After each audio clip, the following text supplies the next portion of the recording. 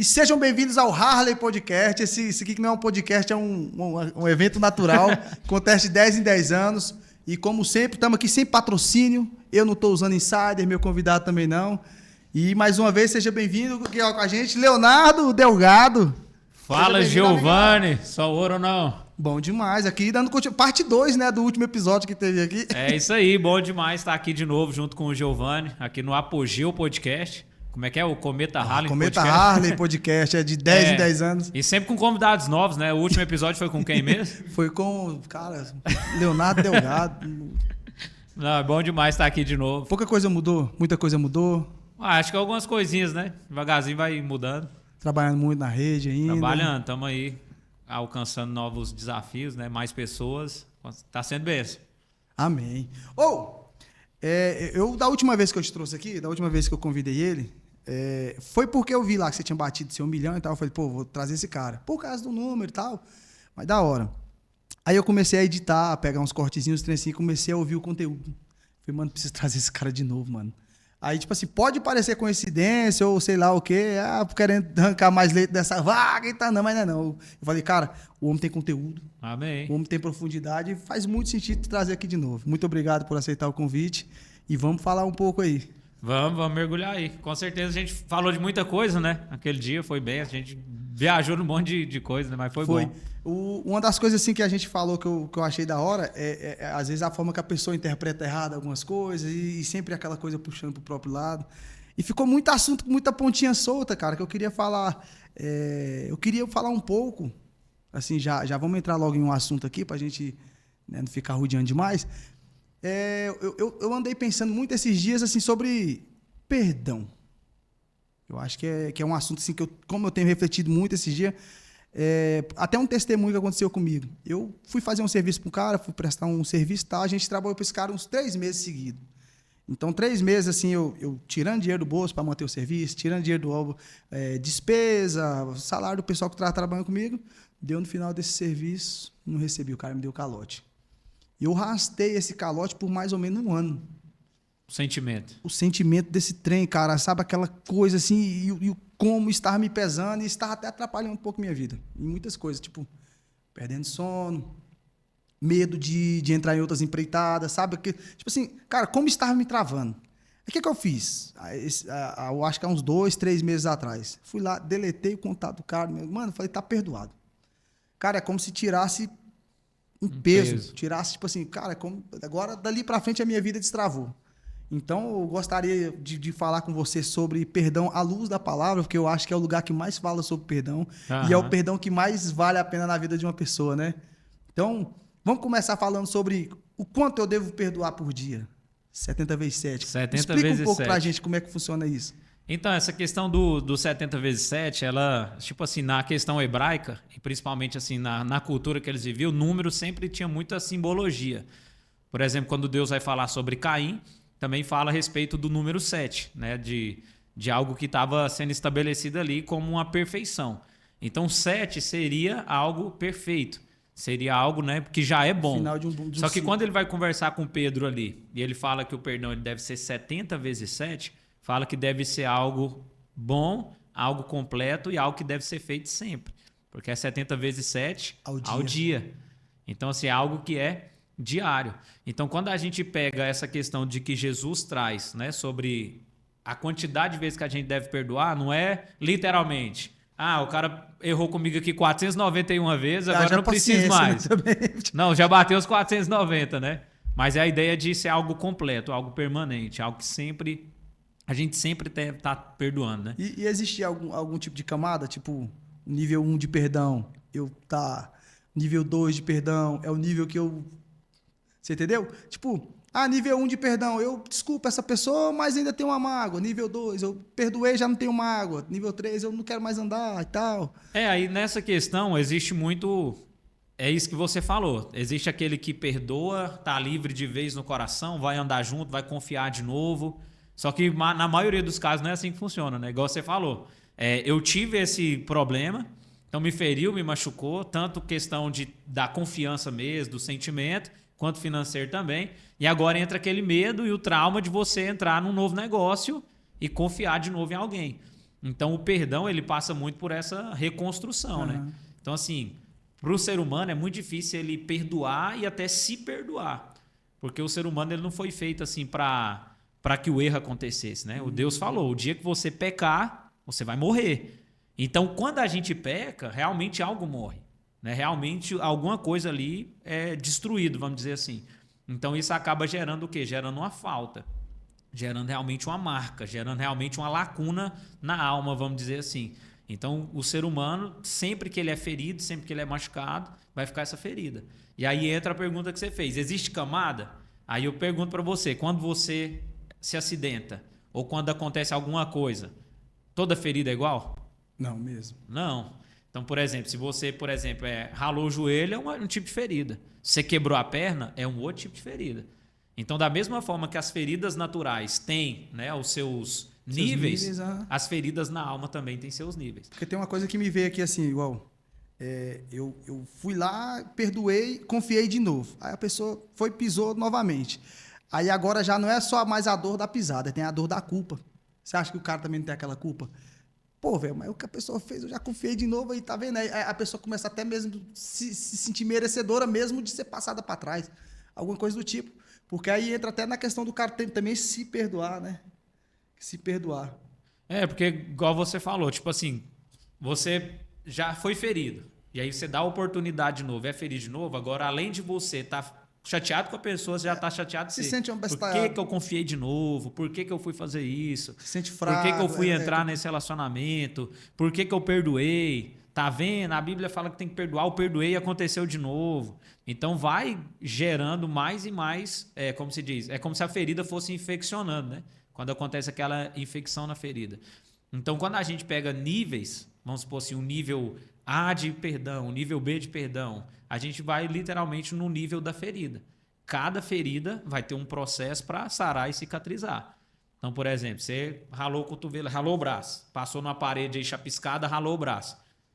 Talvez 2 dias já deu a casquinha ali e já tá de boa. Uhum. Agora, você levou uma facada no braço. É totalmente diferente. Aí é ponto, a abordagem já é outra. É outra. Então, você vai ter que fazer ponto, você vai ter que tomar um anti-inflamatório, você vai ter que medicar mais. Então, na alma, do mesmo jeito. Uma coisa é, você começou a andar com a pessoa ali, fazer amizade com ela, ela, na primeira oportunidade, falou mal de você para alguém. Então, ali algo não vai te ferir muito. Você conhece essa pessoa há pouco tempo. Agora, alguém que você já está junto há muito tempo. Confiança. Que você confia, que é dentro da sua casa, que você está dentro da casa dela, entendeu? E aí, de repente, você descobre que a pessoa está fazendo isso, a ferida já é outra, já é diferente.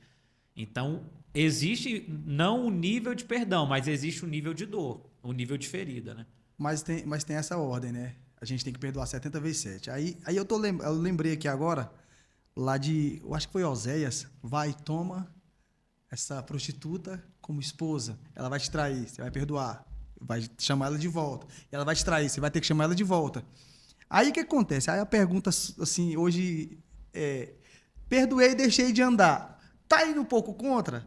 Ou o cara tem que perdoar, tem que fazer igual o Oséias fez, porque ele fez ali para poder demonstrar, tá vendo? Isso aí é o 6 comigo, eu perdoo o 6 e toda vez vocês pisam na bola. Então, tipo assim, ali não é um comportamento que a gente tem que fazer, não.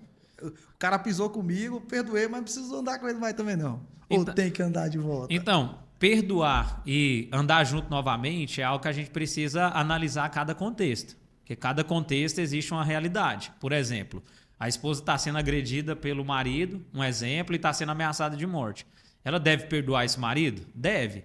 Mas agora ela deve voltar para esse lugar?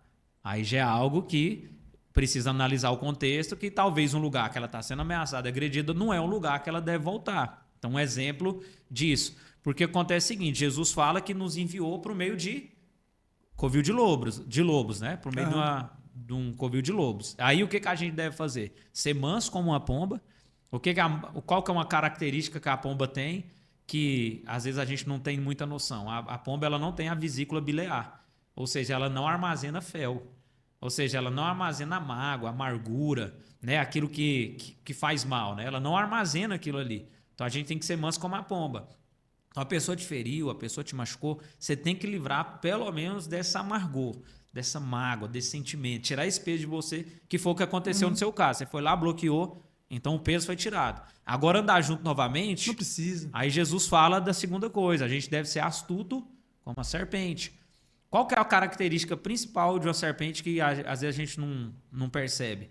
Que a gente acha muito que cobra ataca. Né? A gente sempre tem esse negócio, né? Não, a cobra ataca, só que não. O primeiro instinto da cobra, quando ela se sente ameaçada, se sente que alguém pode fazer o mal para ela, é fugir. Ela foge, ela se esconde, ela se camufla, entendeu? Em último caso, uma serpente ataca. Então, o que Jesus está nos ensinando? Seja manso como a pomba, perdoa, livra no coração, não segura essa mágoa, mas seja astuto como uma serpente. Se está te fazendo mal, se está te ameaçando de morte, se está nesse sentido, para que você vai entrar de novo e se ferir de novo? Faça igual a serpente. Foge. Algum tipo de serpente, elas fazem barulho, igual a cascavel, por exemplo. Mas o povo tá querendo ser igual cobra de que é só venenoso. Só atacar, né? Só quer atacar a cobra. Pera aí, não é isso não. Não, é no sentido realmente de defender, de defesa, né? de ficar na sua. Então tem situação que você não precisa entrar de novo. Você entrou, se feriu, machucou, viu o jeito que é. Pra que ficar insistindo em algo que tá te ferindo e machucando? Mas igual, aí o cara vai lá, o carpinteiro vem e fala assim, não, se bateu numa cara da outra. Opa, tá ensinando o cara a ser bobo? Tá ensinando o cara a ser abestalhado? Porque, ué, tomei uma na cara, vou dar outra, Rodrigo, que jeito? Então, nesse caso aí, é questão de interpretação, né? Aí... Mas assim, de uma certa forma, o que Jesus está nos ensinando é não pagar o mal com o mal, né? Romanos, capítulo 14, né? Então, não se paga o mal com o mal. Eu não pago o mal. Você me deu um tapa na face, eu não vou te dar um também de volta. Mas aí eu tenho que dar outra. Qual que é o contexto disso, assim? Então, significa um ponto de submissão, né? Significa um ponto, assim, que realmente você está com aquele mesmo sentimento de Cristo de se entregar. Né? De, tipo assim, de realmente você dizer para aquela pessoa assim que você está em um nível maior. Porque era isso que Jesus estava ensinando, que o nosso nível ele deveria ser maior do que o nível dos fariseus.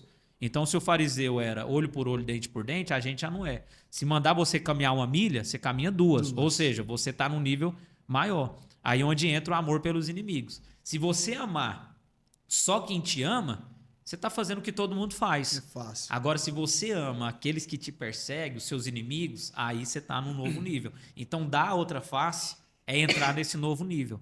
Num nível superior, num nível dobrado do que realmente é o perdão de Deus, do que é a submissão, do que é a cruz. Porque aí o pessoal vem e fala, agora essa época da graça é uma época mais branda, não tem muito aquela coisa, os 10 mandamentos e tal. Mas é muito mais difícil. Eu vou amar meu inimigo, vou amar um cara que me deu calote, vou perdoar esse cara. É complicado, hein? Igual não precisa mais daqueles 10 mandamentos, não. Só faz 2 aqui. Ama a Deus acima de todas as coisas, seu irmão como a si mesmo? Ou como eu amei, não? Como eu vos amei. Não, aí é impossível, não dá não. Aí. É melhor voltar, ficava mais fácil aí. Então ele veio para endurecer a lei, se for pensar nesse sentido, hein? Porque é muito difícil, cara. É porque, assim, na verdade, ficou comprovado que a lei ela é impossível de salvar alguém. Então, a lei, ela não... Ficou claro isso. Na verdade, a lei ela não foi feita para a gente seguir ela. A lei ela foi feita para mostrar que realmente a gente é pecador. Então, assim, não é a lei que condena. A lei, na verdade, é uma proteção. Igual, por exemplo, hoje a gente está aqui e você vai andar de carro. Você tem que usar o cinto de segurança. Para que você usa o cinto de segurança? Por que existe essa lei? Para te proteger. Então, da mesma forma, a lei de Deus é para nos proteger. Quando Deus fala assim, usar um exemplo, não faça relacionamento antes do casamento. Parece ser um controle. Mas se você for olhar uma boa parte dos problemas que existem hoje, é derivado desse tipo de coisa, dessa sexualidade fora do casamento, dessa carnalidade excessiva. Aí é filho crescendo sem pai, filho crescendo com vó. Então entra um monte de bagunça aí. Então a lei é sempre feita para nos proteger. Então quando Jesus vem, ele deixa claro que a lei é impossível de salvar, que o único que salva é ele. Aí quando ele diz, então, ele endurece a lei. Por exemplo, na lei, se um homem fosse pego em adultério com a mulher, ele seria condenado. Agora não, só de olhar e desejar no coração já é pecado. Porque a lei, ela mostra o que é exterior. Então o fariseu, ele se lavava por fora. Faz sentido. Agora, Jesus, ele vem mostrar a intenção do coração. Então o evangelho da graça, ele mostra a intenção do coração. É por isso que os fariseus quis pôr ele na cruz aí. Era. Porque, pô, velho, eu segui a lei, a risco, o tempo todinho. Chega aqui, o cara ainda me chama de víbora. O que importa não é a minha oração de boca para fora, então nada do que eu aprendi não serve de nada, então não. Vamos pôr esse cara na cruz. Igual tem muita Tirar gente, ele do jogo. igual tem muita gente que pergunta assim: é pecado ouvir música do mundo? É pecado assistir filme de terror? É pecado jogar jogo de tiro? Então, essas coisas. Tigrinho. Aí o que eu gosto de olhar o É texto? pecado jogar tigrinho? Então. Com certeza, né? Então, o que eu vejo dentro Cara, queimando dinheiro do dízimo, hein, velho? Então, o que acontece quando eu vejo esse tipo de pergunta? O que diz lá em Romanos 8,5. A palavra diz que aqueles que são nascidos do Espírito, o coração vai inclinar para as coisas do Espírito. E aqueles que são nascidos da carne, o coração vai inclinar para as coisas da carne. Então, a resposta está para onde inclina o seu coração. O ouvir uma música secular em si, o jogar um tigrinho em si, ou jogar um jogo de tiro em si, já vai revelar o coração. Porque o pecado ele é uma consequência e não a causa. Então, a causa começa no coração. Quando Caim mesmo foi perseguir Abel e estava com a intenção de matar Abel, o que Deus falou para ele? O mal intenta no seu coração, cabe a você dominá-lo. Ou seja, tudo começa aqui. Então, quando as pessoas começam a analisar então esse contexto de graça, a graça realmente ela vem para isso, ela vem para um nível muito mais profundo que é realmente tratar o coração. Tem uma filosofia que é assim, ó. Existem 2 tigres dentro de você que lutam todo dia, um bom e um mal. Qual que vai vencer? O que você mais alimenta. Aí, quando volta pro cara, fala, não, tipo assim, eu não preciso, não é seguir um mandamento, não, a coisa acontece aqui dentro. O que eu tô alimentando dia após dia, né? O que pega também. Não, com certeza, assim, porque Jesus fala, né? Vigiar e orar, porque a carne é fraca, mas o espírito está pronto. Então, o espírito, ele está pronto, ele está ali, ele é forte, ele é vencedor. Na luta, né, Gálatas 5,17, na luta do espírito contra a carne, com certeza o espírito vai ganhar, só que cabe a nós escolher o lado do espírito. Porque não adianta a gente... volta pra gente, né? Porque não adianta a gente ter o espírito em nós, mas a gente alimentar a carne. Então, por exemplo, eu quero vencer a pornografia, mas e você está lá na rede social, acompanhando as meninas dançando. Você está lá na rede social, ouvindo música que só fala dessas coisas. Você está acompanhando conversas, rodas de amizade, que as piadinhas de duplo sentido, né? Então, como que você vai vencer se você está alimentando justamente esse pecado? Então, começa justamente aí. Começa no que você alimenta. Começa realmente no que você deixa o seu coração se inclinar. Dentro do ambiente que está ali, né? Dentro do ambiente. Eu estava até falando hoje com minha mãe assim, ó. Cara, se você pode ser a pessoa mais retinha que for ali. Você é um cara que gosta de falar de coisa boa e tal. Se você começar a andar com nego fofoqueiro, começar a andar com um cara que só faz... tipo assim, tudo é negatividade. Tudo é história triste. Rapidinho você está contando história triste também. Rapidinho você está na fofocaiada, falando mal dos outros. Por conta do ambiente que tá também, né? Então, como a gente tem também essa opção de escolher ambiente, eu consigo deixar meu ambiente menos propício para eu pender para isso. Igual eu tenho inclinação absurda para comer doce. Eu vou encher minha geladeira disso? E é o que eu faço. Eu encho como até que eu morrer. Mas eu consigo controlar, né? É uma decisão que está na minha mão. Não é só oração para resolver também, né? A gente pode até falar um pouco sobre isso. Assim, muita gente está orando por um milagre, sendo que é um milagre que depende de uma ação do cara. É igual 1 Coríntios 15:33 fala, né? Não se enganem. Então ele já começa dizendo isso. Não se enganem. As más conversações ou as más influências, más companhias, corrompem os bons costumes. Então não tem jeito você estar inserido em um ambiente com pessoas que têm maus costumes, que é má influência. E isso hoje vale para tudo. Vale para amizade presencial, vale para rede social, vale para o que você ouve, o que está no seu fone de ouvido, o que você assiste. Isso tudo vai influenciar. Aí Salmo de número 1 fala: feliz é o homem que não se assenta na roda dos escarnecedores, não anda segundo o conselho dos ímpios e não se detém no caminho dos pecadores. Então a Bíblia está mostrando ali um caminho de felicidade que vai no contraponto de quem faz coisa errada. Então, se você está numa roda de pessoas que não crescem, de pessoas que só estão no mesmo ciclo vicioso ali de coisa errada, você vai ficar naquele ciclo vicioso de coisa errada. Habituou, então, né? Habituou, já está no automático. Então, se você quer aproximar de Deus, você vai se relacionar com quem? Com pessoas que estão se aproximando de Deus, estão buscando Deus. Você quer crescer profissionalmente, você vai se aproximar de quem? De pessoas que crescem profissionalmente, que estão estudando para crescer profissionalmente. Então, entra muito isso. O ambiente, com certeza, ele vai decidir realmente, né, onde você vai chegar. Então, assim, a fé, ela é importante? Só que quando Jesus vai falar, por exemplo, da semente que é semeada, ele vai falar que ela precisa cair no bom solo. Então, por exemplo, se ela cair no meio do espinho, o espinho vai sufocar ela. Se ela cair no terreno rochoso, o sol vai queimar ela. O que ela tem que cair? Cair num terreno fértil. Então, da mesma forma, a gente tem que ser um ser humano de fé, mas dentro do ambiente que vai proporcionar esse crescimento da semente que está em nós. E com atitude também. Com atitude. Não adianta também ficar aqui pedindo para os céus e tal. E se eu não estou disposto, é igual falar assim, Senhor, ilumina meu caminho. Mas tem que estar disposto a caminhar também, não? Jesus fala lá em Lucas 14, né? Se você quer planejar, construir algo, o que você faz? Você senta, calcula, para você descobrir de fato se você tem condições de realizar aquele algo. Porque tem muita gente que o sonho está lá longe. Tipo assim, eu tenho um sonho de abrir uma empresa, eu tenho um sonho disso. Mas não pega ali um papel, anota e vê se isso é viável. Tipo assim, realmente dá. É igual, por exemplo, eu quero comprar um carro, eu quero o Honda Civic 2020, o carro é 100 e tantos mil. Beleza, quanto você ganha por mês? Eu ganho 1.500. Então, tipo assim... Calma. Entendeu? Então, você tem que ter uma consciência de atitudes. Então, se você quer conquistar algo, põe no papel, tanto que aquele algo custa. Você quer realizar um sonho, o que você tem que fazer para realizar aquele sonho? Porque muitas vezes a gente foca lá no sonho, lá na frente, e esquece de focar no que você tem que fazer para chegar no sonho.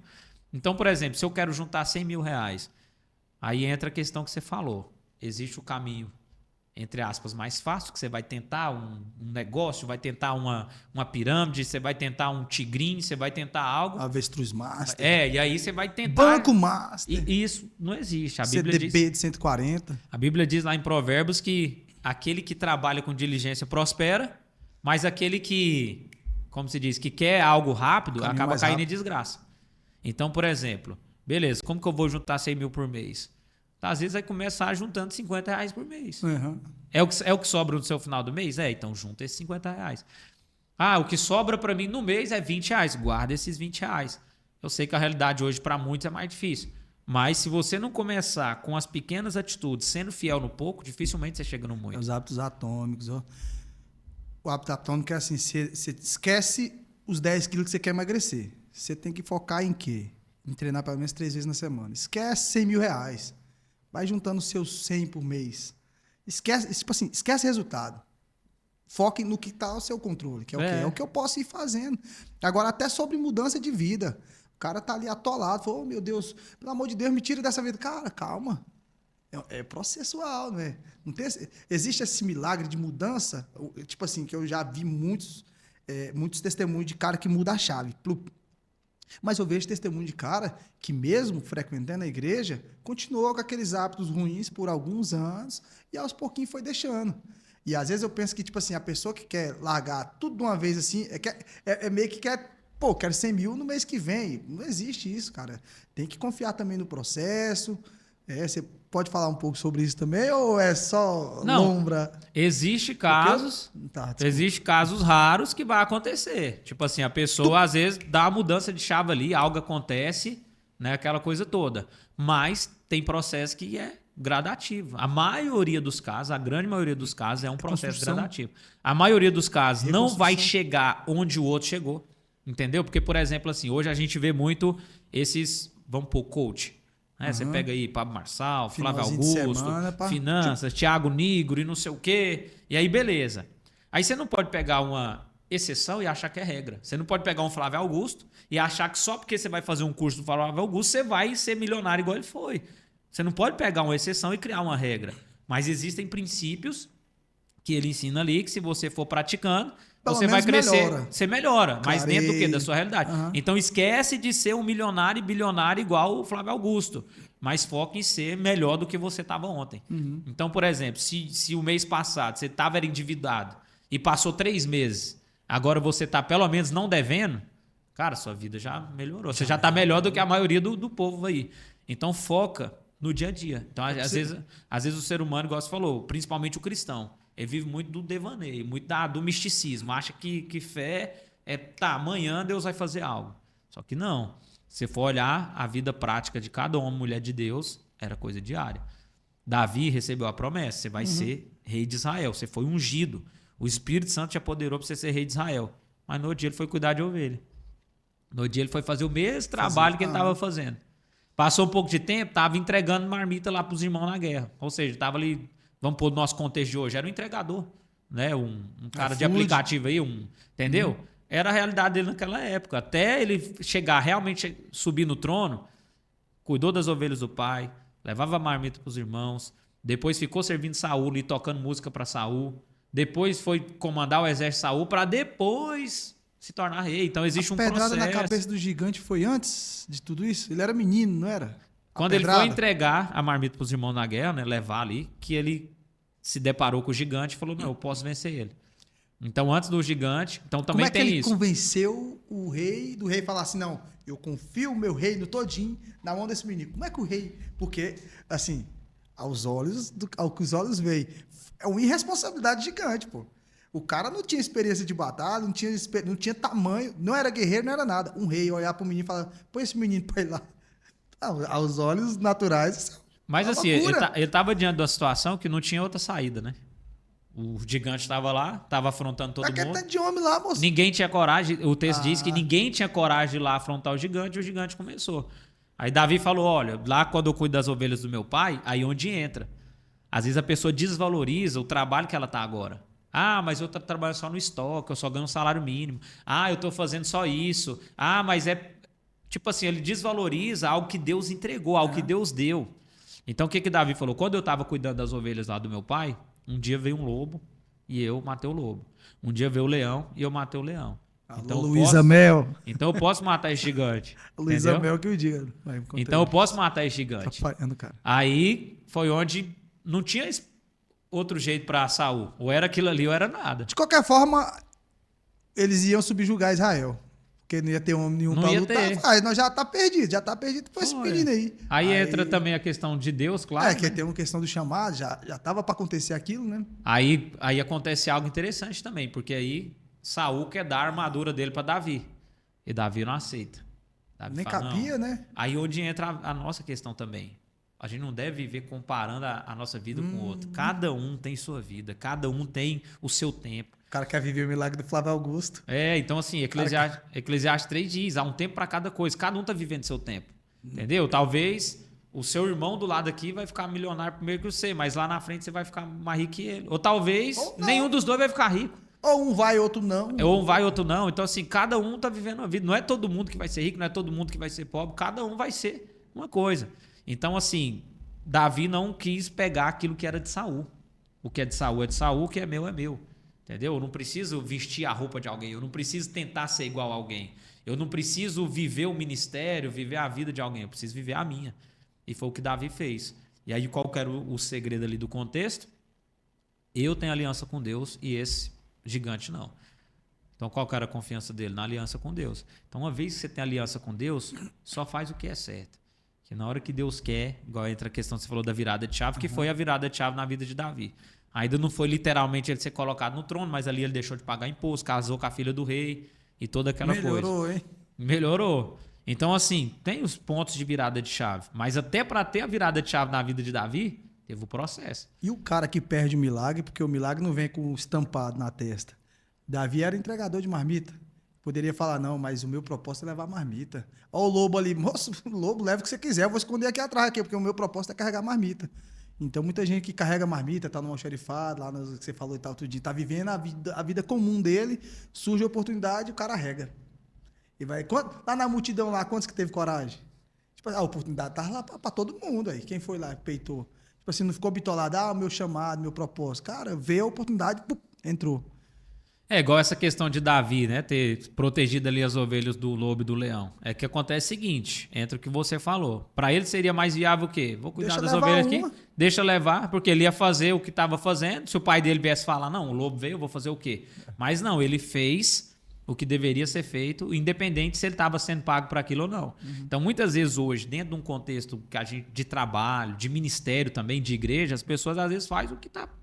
eu tô aqui só para fazer isso. Eu estou sendo pago para fazer isso. Então, a palavra diz em Colossenses 3:23 que tudo que você for fazer, faça como se fosse para o Senhor. Porque a recompensa vai vir do Senhor.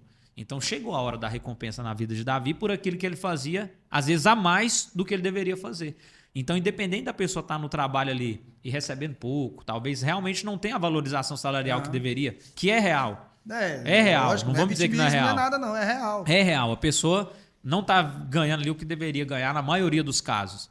Mas dê o seu melhor. Faça como se fosse para Deus. Porque quando a recompensa vem de Deus, então assim, a hora que chega a bênção de Deus é Pensou se Jesus na cruz fosse medir? Ah, não é para tanto, não. Para que essa coroa de espinho? Não é para tanto, não. Não, só me põe na cadeia, tá bom, se fosse para medir, né? Então, às vezes aqui eu tava pensando esses dias sobre isso, assim, ó. Qual que é o milagre que eu tô querendo? Às vezes o milagre que eu quero é uma parada que eu mesmo posso fazer. O cara tá espiritualizando o que é natural. Ah, juntar dinheiro. Cara, vai trabalhar, vai juntar dinheiro. Ah, meu salário tá pouco. Vai fazer uma renda extra. Alguma coisa do tipo, entendeu? Deixar de espiritualizar o que é natural. Deixar de, tipo assim, vou deixar as custas do divino, coisa que eu mesmo posso fazer, ué. É igual, por exemplo, assim, tem muita gente que ensina você ir lá dizimar, você dar uma oferta de desafio, você fazer algo para você ser abençoado financeiramente. Só que Deus não é uma máquina que você coloca um dinheiro e pega dinheiro de volta. Não, jamais. Não, na verdade, a sua expressão de dízimo, de oferta, já é uma resposta ao amor de Deus. 1 João 4,19. Nós o amamos porque ele nos amou primeiro. A gente só dá porque ele já nos deu antes. Eu penso entendeu? Eu ajo assim. Então, assim, prosperar financeiramente não é místico. Prosperar financeiramente é trabalhar e administrar bem as finanças. Técnica, né? É técnica. Não adianta o cara achar que vai prosperar entrando em dívida. Por exemplo, assim, tem coisa que realmente às vezes não tem jeito, você vai ter que fazer uma dívida ali, mas tem muita gente que faz dívida desnecessária. Por exemplo, carro. Às vezes a pessoa tem condição de andar num carro quitado, um pouco, como se diz, um pouco mais velho, vamos dizer assim, um pouco mais simples, mas o que ele prefere? Ele prefere pegar um carro mais caro e entrar no endividamento que fica acima do que ele ganha. E depois fica sufocado para pagar aquilo ali. Então isso não traz prosperidade. Agora a pessoa ter o domínio próprio, entender, cara, é tempo disso, eu dou conta disso, é isso que eu vou fazer. Então tem coisas que a gente realmente precisa, às vezes, fazer a dívida ali, falando da realidade do brasileiro. Mas tem coisa que é muito desnecessária e que, infelizmente, muita gente entra em dívida. Esse trem de dinheiro o cara tô com um pouquinho de dinheiro sobrando aqui, o cara tá em casa parado, fala, deixa eu comprar alguma coisa na Shopee. Né? Cara, tem um monte de coisa que nem precisa. Eu fui na casa de um tio meu, que eu tenho certeza que ele não vai assistir. Rapaz, ele tinha lanterna de tudo quanto era tamanho. Você chega, não, tem a lanterninha, tem essa lanternona, cara, um monte de lanterna, pra que isso, meu Deus do céu? É ansioso, o cara tá ali com o dinheiro sobrando. Não, em tempo de Shopee, Shein e Uber, as pessoas, infelizmente, esqueceu que é pobre. Aí pra você ver, antigamente, na época dos meus pais era mais fácil comprar as coisas, mas na época do pai não gastava com Uber, pai ia de a pé, andava légua, pai e mãe para levar a menina na escola, não tinha iFood, a pessoa cozinhava em casa quando tinha comida. E aí vai, hoje tipo assim, esse conforto que a gente tá vivendo também tá consumindo os recursos tudo, pô. Na verdade, assim, né, foi até interessante você falar sobre isso, que eu falei a questão do Uber, né, eu até vi um meme esses dias lá, depois que eu comecei a andar de Uber, eu esqueci que eu sou pobre. Porque, tipo assim, realmente a pessoa acaba gastando muito com essas coisas pelo conforto. E nós vivemos uma geração em que o conforto tá aí. Igual, por exemplo, tem gente que fala, na época de Davi ele era rico, aí na minha vez eu tenho que ser pobre. Dinheiro não traz felicidade, né? Um exemplo assim. Só que se você comparar a sua vida hoje com a vida de Davi, sua vida é melhor do que a vida de Davi. Mesmo ele sendo rei. Por quê? Porque o que ele tinha ali, vamos supor, mulheres. Hoje a gente entende o contexto que nunca foi objetivo de Deus que um homem tivesse muitas mulheres. Outra coisa, o que ele tinha ali, ouro, né? Esses trem, naquela época não tinha muito valor ter ouro. Se ele quisesse ir para uma praia, por exemplo, ele tinha que viajar no sol escaldante, tudo. Hoje não. Hoje você juntar R$200 por mês em um ano, você vai para a praia. Você vai numa praia ali, você viaja. O cara não tinha uma pasta de dente para escovar os dentes. O cara não tinha como fazer higiene pessoal. Entendeu? Hoje, cara... O nível de conforto tá absurdo. Se ele quisesse ir numa distância de 30 quilômetros, era o solzão escaldante, não tinha um ar-condicionado, não tinha um carro, não tinha um Uber que a gente está falando hoje. Então, assim, até mesmo esses que eram os grandes ricos da época passada... Às vezes não tem o conforto que a gente tem, um travesseiro para você dormir, entendeu? Uma cobertinha. Então, assim, hoje muita gente está mais acessível. Tá mais acessível. E isso é uma armadilha gigantesca. E aí a pessoa às vezes se confunde nisso. Então ela está esperando muito mais coisa, desfrutando de um conforto que já está ali. E às vezes sendo ingrato, porque às vezes não tem uma coisa, não tem outra. Se compara com pessoas das redes sociais, que é um grande mal da geração também, a comparação. Terrível. Você falando de comparação... Eu lembrei agora da Branca de Neve. Olha que comparação bosta. Mas é assim, ó. A rainha tava lá de boa, reinando, já mandava em tudo. Aí ela tava lá sossegada. A mais bonita do reino, entediada, né? Foi pro espelho mágico e perguntou, tem alguém mais bonito que eu? O espelho falou, tem. Pra quê, bus? Ela acabou... Você vê, você conhece a história. Acabou com o reinado, pôs os soldados, tudo, o cara gastou dinheiro, tudo. Acabou com o reino, perdeu o reinado, acabou morrendo. Por quê? ela não ficou quietinha sem comparar. Tem mais bonito que eu. Tem um monte de gente mais bonita que a gente. Tem um monte de gente que tem mais recursos que a gente. Aí, tipo assim, se você pegar a comparação como ferramenta, tá lá, tá peidado, né, moço? Às vezes a pessoa tá de boa, moça. Ela tá ali, tem um carrinho dela, mas aí vê o vizinho com o carro melhor. Aí, tipo, já na comparação, é igual o Kiko e o Chaves, já viu? O Chaves chega ali com o barquinho de papel toda merda. Aí chega o Kiko. Então, assim, a comparação, cara, ela é muito difícil. O ser humano hoje, boa parte das pessoas não estão felizes como deveria estar pelo que tem, muito pelo fato da comparação. Tipo assim, olha lá, tal fulano vive a vida toda errada, né? Vamos supor aí, esses influencers que divulga tigrinho, que divulga essas coisas, influencer que canta coisa que não agrada a Deus, aí o cristão fala, ó aí, cara, o cara não tem nada a ver com Deus. Não fala, porque eu vejo o ímpio prosperando e seu servo aqui. Salmo 76, Salmo 76, é um lamento 3. terrível, né? Fala lá, o ímpio lá, ele fala, eu tô com inveja do ímpio, ele pede perdão pra Deus que ele tá com inveja, porque acontece isso. A pessoa, ela se compara. Né? Então tem gente que acha assim, porque tá acontecendo coisa ruim na vida dela, ou porque ela não tá prosperando, não tá, tipo assim, crescendo, é porque Deus não tá com ela, tem algo errado na vida dela. Só que olha que interessante. Foi até a palavra de ontem lá no culto. Em Lucas 1,5, começa a falar ali de João Batista, né? Dos pais de João Batista até o nascimento de João Batista. Aí fala que o pai dele, a mãe dele eram dedicados na obra do Senhor, fazendo tudo e obedecendo todas as leis. Só que eles eram estéreis, não podiam ter filho. Nossa. E já era avançado de idade. Ou seja, alguém que obedecia às leis, alguém que era compromissado com o Senhor, mas era alguém que não era fértil. Porque se a gente for trazer para a realidade hoje, era alguém que não prosperava, as coisas não iam, parece que tá tudo engrenado.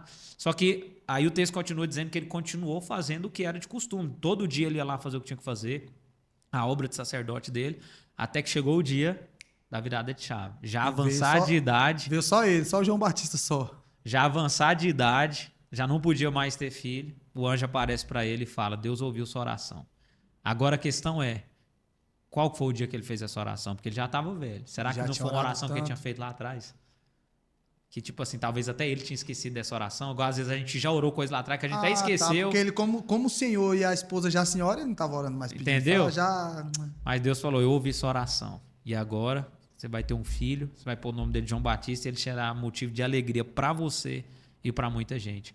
Então, assim, por perseverar, fazendo o que é certo, mesmo tudo, vamos supor, dando errado, mesmo não estando prosperando, mesmo não estando fértil, chegou a hora que Deus fala. É o que Gálatas 6,9 fala. Por isso, não nos cansemos de fazer o bem. No tempo certo, você vai ter uma colheita de bênçãos se você não desanimar. O problema é que muita gente se compara e desanima. Mas agora...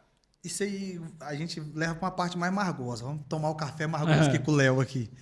Aí Abacuque lá. Ainda que a figueira não floresça, não haja fruto na videira e os animais fujam dos currais, ainda que... Cara, minha vida tá uma merda. Ainda assim, todavia, eu me alegrarei e exultarei no Deus da minha salvação. A figueira não floresceu. O cara plantou, ele esperou pelo menos uns 6 a 7 anos para dar um momento dela florescer. E foi 6, 7 anos de cuidado, regando, cuidando ali, tirando praga. Chegou no bendito dia, ele fez tudo certinho, não floresceu. O milagre não veio, a porta não abriu. O que Abacuque ensina? Eu, todavia, me alegrarei. Aí é que tá a parte complicada, hein? Aí que é a verdadeira adoração, né? Como é que o cara vai continuar feliz? Porque com o bolso cheio, na praia, feliz no simples... Aí é fácil ser grato, hein? E a gratidão, quando não vier ainda fazendo o trabalho que tem que ser feito. Você fez tudo que tinha que fazer, ainda assim não veio. E o cara vai falar: eu toda a vida me alegrarei e exultarei. Aí onde entra a verdadeira adoração, né? Que foi o que a gente falou sobre amar os inimigos. Se eu amar só quem me ama, fácil. É fácil. Qualquer um faz isso. Jesus fala, até os ímpios faz isso, o pagão faz isso. Agora entra a adoração também. Adorar quando tudo tá fácil, todo mundo pode adorar. Satanás não falou para Jesus? Se você me adorar, eu não vou te dar tudo de bom aqui, vou te dar esses reinos, esses poderes, essas riquezas. Então, adorar quando tudo tá bom é fácil. E adorar no deserto, igual Jesus fez. Está escrito, somente a ele adorarás. Adorar como Jó adorou. Mesmo ali orar pelos amigos, mesmo na situação difícil. Então, é aí que nasce a verdadeira adoração. Se eu não me engano, Deuteronômio 8, o Senhor diz, eu te levei para o deserto para conhecer seu coração. Então, o povo foi peregrinar no deserto justamente para que Deus conhecesse o coração deles. E qual que foi o coração deles no deserto? Reclamação, murmuração, comparação com outros povos. Cebolas. Entendeu? As cebolas. A lembrança do passado. Uhum. Então isso fez com que eles nem entrassem na Terra Prometida. Então algo que era para durar 4 dias, por causa da reclamação, eles nem sequer entraram na Terra Prometida. Durou 40 para 2. Então a verdadeira adoração, ela é justamente no momento em que as coisas não estão fáceis. Quando tá tudo fácil, qualquer um adora. Agora, e quando tá difícil? E quando tá complicado? E se não vier um milagre? E se não vier? Porque tem muito, assim, é até ruim falar isso, mas vai ter muita gente que vai orar o milagre, vai pedir o milagre. Não vai. Não vai ver. Aconteceu comigo. Cara. Então, assim, um dos momentos mais marcantes que eu tive assim foi quando minha esposa ficou grávida a primeira vez. Uhum. E aí, cara, eu meio que sou meio que focado assim, deu uns hiperfocos de vez em quando. Então eu fiquei muito focado naquilo. Então onde eu passava era roupinha de criança e não sei o que. Já comecei a comprar óleo de coco para cozinhar lá em casa, para ter mais saúde. E já comprando mais verdura e aquela coisa toda. E o coração voltado para isso. Aí o dia que a gente foi lá fazer o ultrassom para ouvir o batimento, não tinha batimento. Já tinha perdido. Aí tipo assim, foi aquele baque. E aí você cristão, o que você vai fazer? Orar. Pedir para Deus. Lá pro Salmo 74. Aí orei, pedi Deus, faz. E se for mulher, o nome vai ser Talita, porque o Senhor ressuscitou. E se for homem, eu vou pôr. Tava pensando em pôr Lázaro, algo nesse sentido, porque o Senhor ressuscitou e aquela coisa toda, e orando. E aí eu falei para Deus. Aí a gente ia fazer um novo teste, né, um novo ultrassom. E eu falei para Deus, eu acredito. Chegou lá, não era. Né, não tinha batimento mesmo e a gente teve que aceitar. Então, e aí? O que você faz diante de uma situação dessa? Você está pregando que Deus faz, que Deus opera, que Deus... E agora, diante da situação que você orou, que você acreditou, que não foi falta de fé, você teve fé, mas Deus não fez. Então, realmente, nesse momento é difícil. Você chora? Chore. Jesus disse, felizes os que choram, eles serão consolados. E ele ainda nos aconselha, chore com os que choram. Então, você vai doer, vai machucar. Agora, você não pode perder a fé, perder a adoração ao Senhor. E foi naquele momento que eu entendi. Você foi para adoração? Foi onde eu entendi. Então a gente estava. Mas você partiu para adoração? Para adoração. Porque se o cara for comparar, o cara endoida. Porque aí naquela semana a gente tinha um trabalho para fazer, inclusive tinha uma gincana, que eu que ia animar a gincana. Então foi na sexta e isso seria no domingo. Falei, cara, eu vou fazer o que eu ia fazer, não vou mudar não. Fui lá, fiz, animei do meu jeito. Por quê? Porque eu entendi que, cara, se Deus não fez é porque não era para fazer. Então, ou eu acredito que Deus está no controle, ele sabe o que tem que fazer, sabe o que é melhor, ou eu não acredito. Então, por exemplo, e se esse filho viesse com algum problema que eu não soubesse lidar? Com alguma dificuldade que eu não soubesse realmente lidar com aquela situação? Não que seja ruim ter um filho com problema, mas que eu não soubesse lidar. Que para mim fosse algo que eu não saberia administrar. Ou que não fosse o tempo, alguma coisa. Então, tipo assim, se eu não acreditar que Deus sabe tudo, que Deus tem o controle de tudo, não tem por que eu seguir esse Deus. É ou não é? Porque assim, ele é onipotente? Ele pode fazer qualquer coisa. Ele pode encher esse copo de água aqui agora. Mas ele sabe o porquê que ele não vai encher esse copo de água aqui agora. Então, se eu sei que Deus sabe todas as coisas, então eu confio no que ele sabe. É onde entra Filipenses 4:7. A paz de Deus, que excede todo entendimento, guarda o coração e a mente de vocês em Cristo Jesus. Aí a pergunta é, se essa paz excede o entendimento, é capaz da gente entender? Não. Então, para você experimentar a paz, você tem que abrir mão de querer entender. Você só tem que confiar. Deus sabe e tem o porquê dele e eu vou confiar nele. Porque ele que é o Deus, não sou eu. Exatamente. Igual... Esse dia para trás também eu até sinto muito por você ter passado por isso, cara. Deve ser... Não consigo nem imaginar. Eu prefiro nem tentar imaginar o quanto difícil deve ser. Outro dia eu estava pensando sobre a forma que... Quando Jesus se materializou na Terra... Jesus simplesmente frustrou quase todo mundo que estava ali.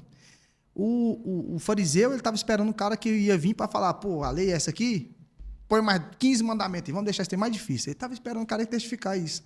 E ele veio e fez o quê? Curou no sábado, tocou a morta, andou com os pecadores, com publicano, com prostituta. Ele fez tudo ao contrário do que os fariseus esperavam. Então, eles não viram Cristo. O povo esperava o quê? Esperava um cara que ia vir empunhar a espada e ia livrar o povo do jugo de Roma. O que é que Jesus fez? Se bater numa cara da outra. Se falar para andar uma légua, anda duas. Né? A gente estava até falando sobre isso aqui. A dificuldade, cara, você tem que amar seu inimigo. Aí o cara estava esperando um guerreiro. Falei, não, esse não é Cristo, não. Rejeitou. Eles rejeitaram Cristo, porque não veio do jeito que eles esperavam. Aí onde eu te falo. Aí a gente liga lá em Abacuque. Se a figueira não florescer, cara, não veio do jeito que eu esperava. Ele não deixou de ser Deus. Ele não deixou de ser o soberano porque não fez do jeito que eu queria. Porque aí onde eu te falo, muita gente, aí você não foi esquecido.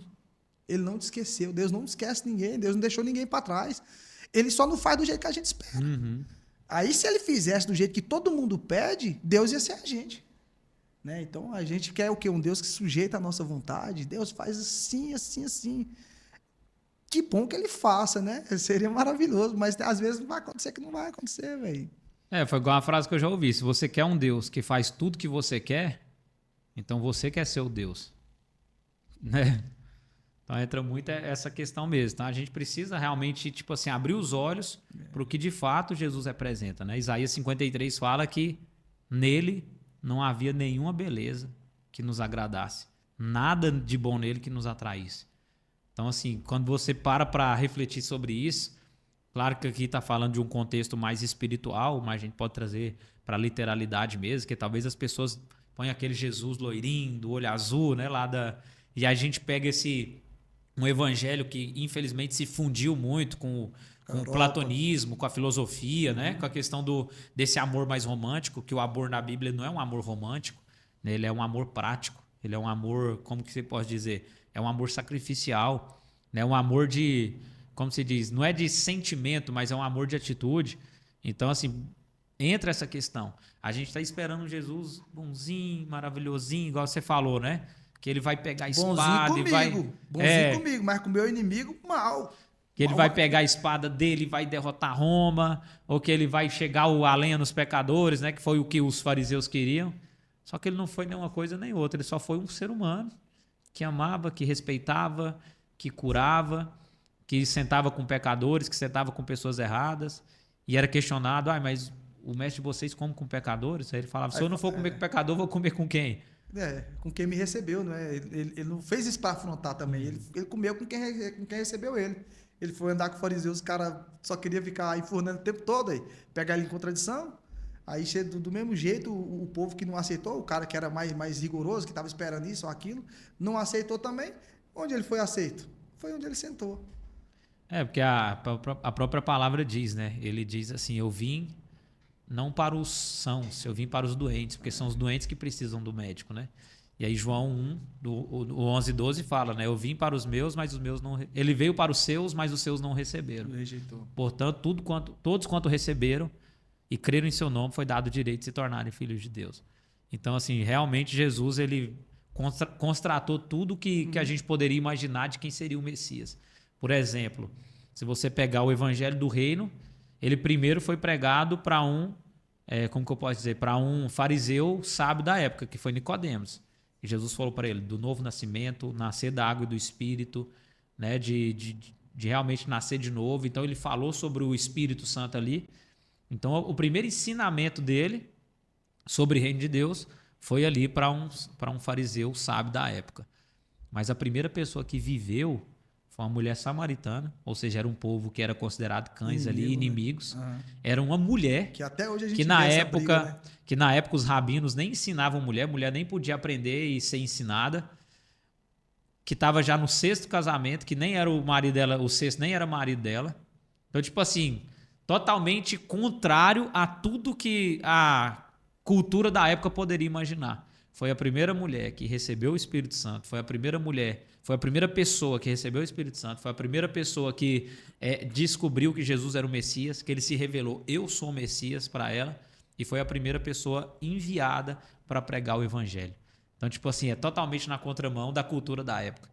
Então, tipo assim, se você for pegar o que Jesus fez, se for pegar o que Jesus significa, então, assim, é totalmente na contramão desse Jesus que muita gente desenha aí hoje, um Jesus mais seletivo, um Jesus do nós contra eles. Então, tipo assim, é totalmente diferente. E é o desafio nosso, né? O desafio nosso é se parecer com esse Jesus, se aproximar ao máximo desse Jesus.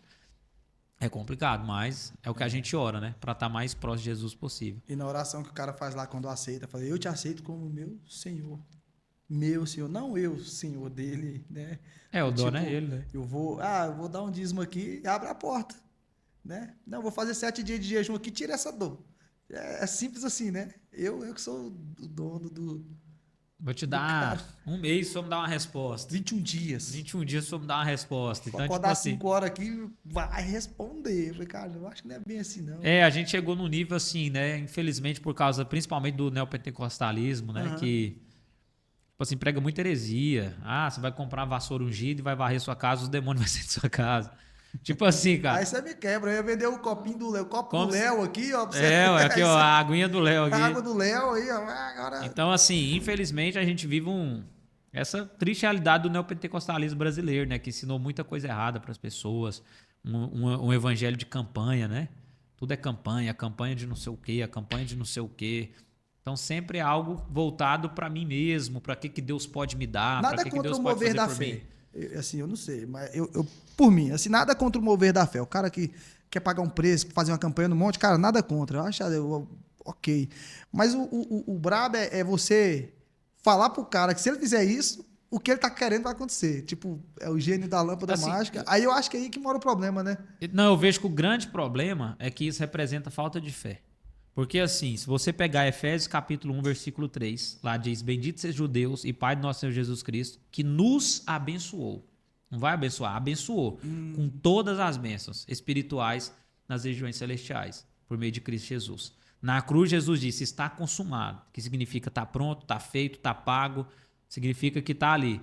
Romanos 5,8: Mas Deus demonstra o seu amor para conosco quando Cristo morreu por nós, quando nós ainda éramos pecadores. Efésios 2,8: Pela graça sois salvos, por intermédio da fé.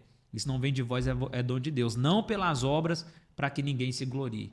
Então, o que a fé está nos ensinando? A fé está nos ensinando que quando a gente recebe a Jesus, que é filho e filha de Deus, a gente já é dono de tudo. Ó, pra você ver um exemplo. Quando o filho pródigo volta para casa. O filho pródigo voltou para casa, o pai fez a festa, matou o novilho e aquela coisa toda. Aí o filho mais velho: Pai, eu sempre estou te servindo aqui como um escravo. Ele usa essa palavra. Eu estou sempre te servindo aqui como um escravo, fazendo tudo pelo Senhor e o Senhor nunca me deu nada. Ou seja, a mentalidade de escravo. Eu faço para ganhar. Eu faço para ter. Eu subo o monte, eu dizimo, eu sirvo na igreja. Eu faço para o Senhor me dar alguma coisa. Aí o pai responde para ele a grande mensagem que o evangelho da verdadeira fé representa. Você está sempre aqui comigo e tudo que eu tenho é seu. Então a gente não nasce no evangelho como filho de Deus para comprar ou conquistar algo. A gente já tem esse direito. Então quando eu vou subir o monte para Deus me dar uma coisa, isso é falta de fé, porque Deus já me deu. Eu só tenho que posicionar e viver aquilo que já é meu, por direito, por herança. Só que aí Gálatas 4 fala: enquanto o filho é imaturo, menor de idade, ele é igual a um escravo. Ele não toma posse daquilo que ele tem direito.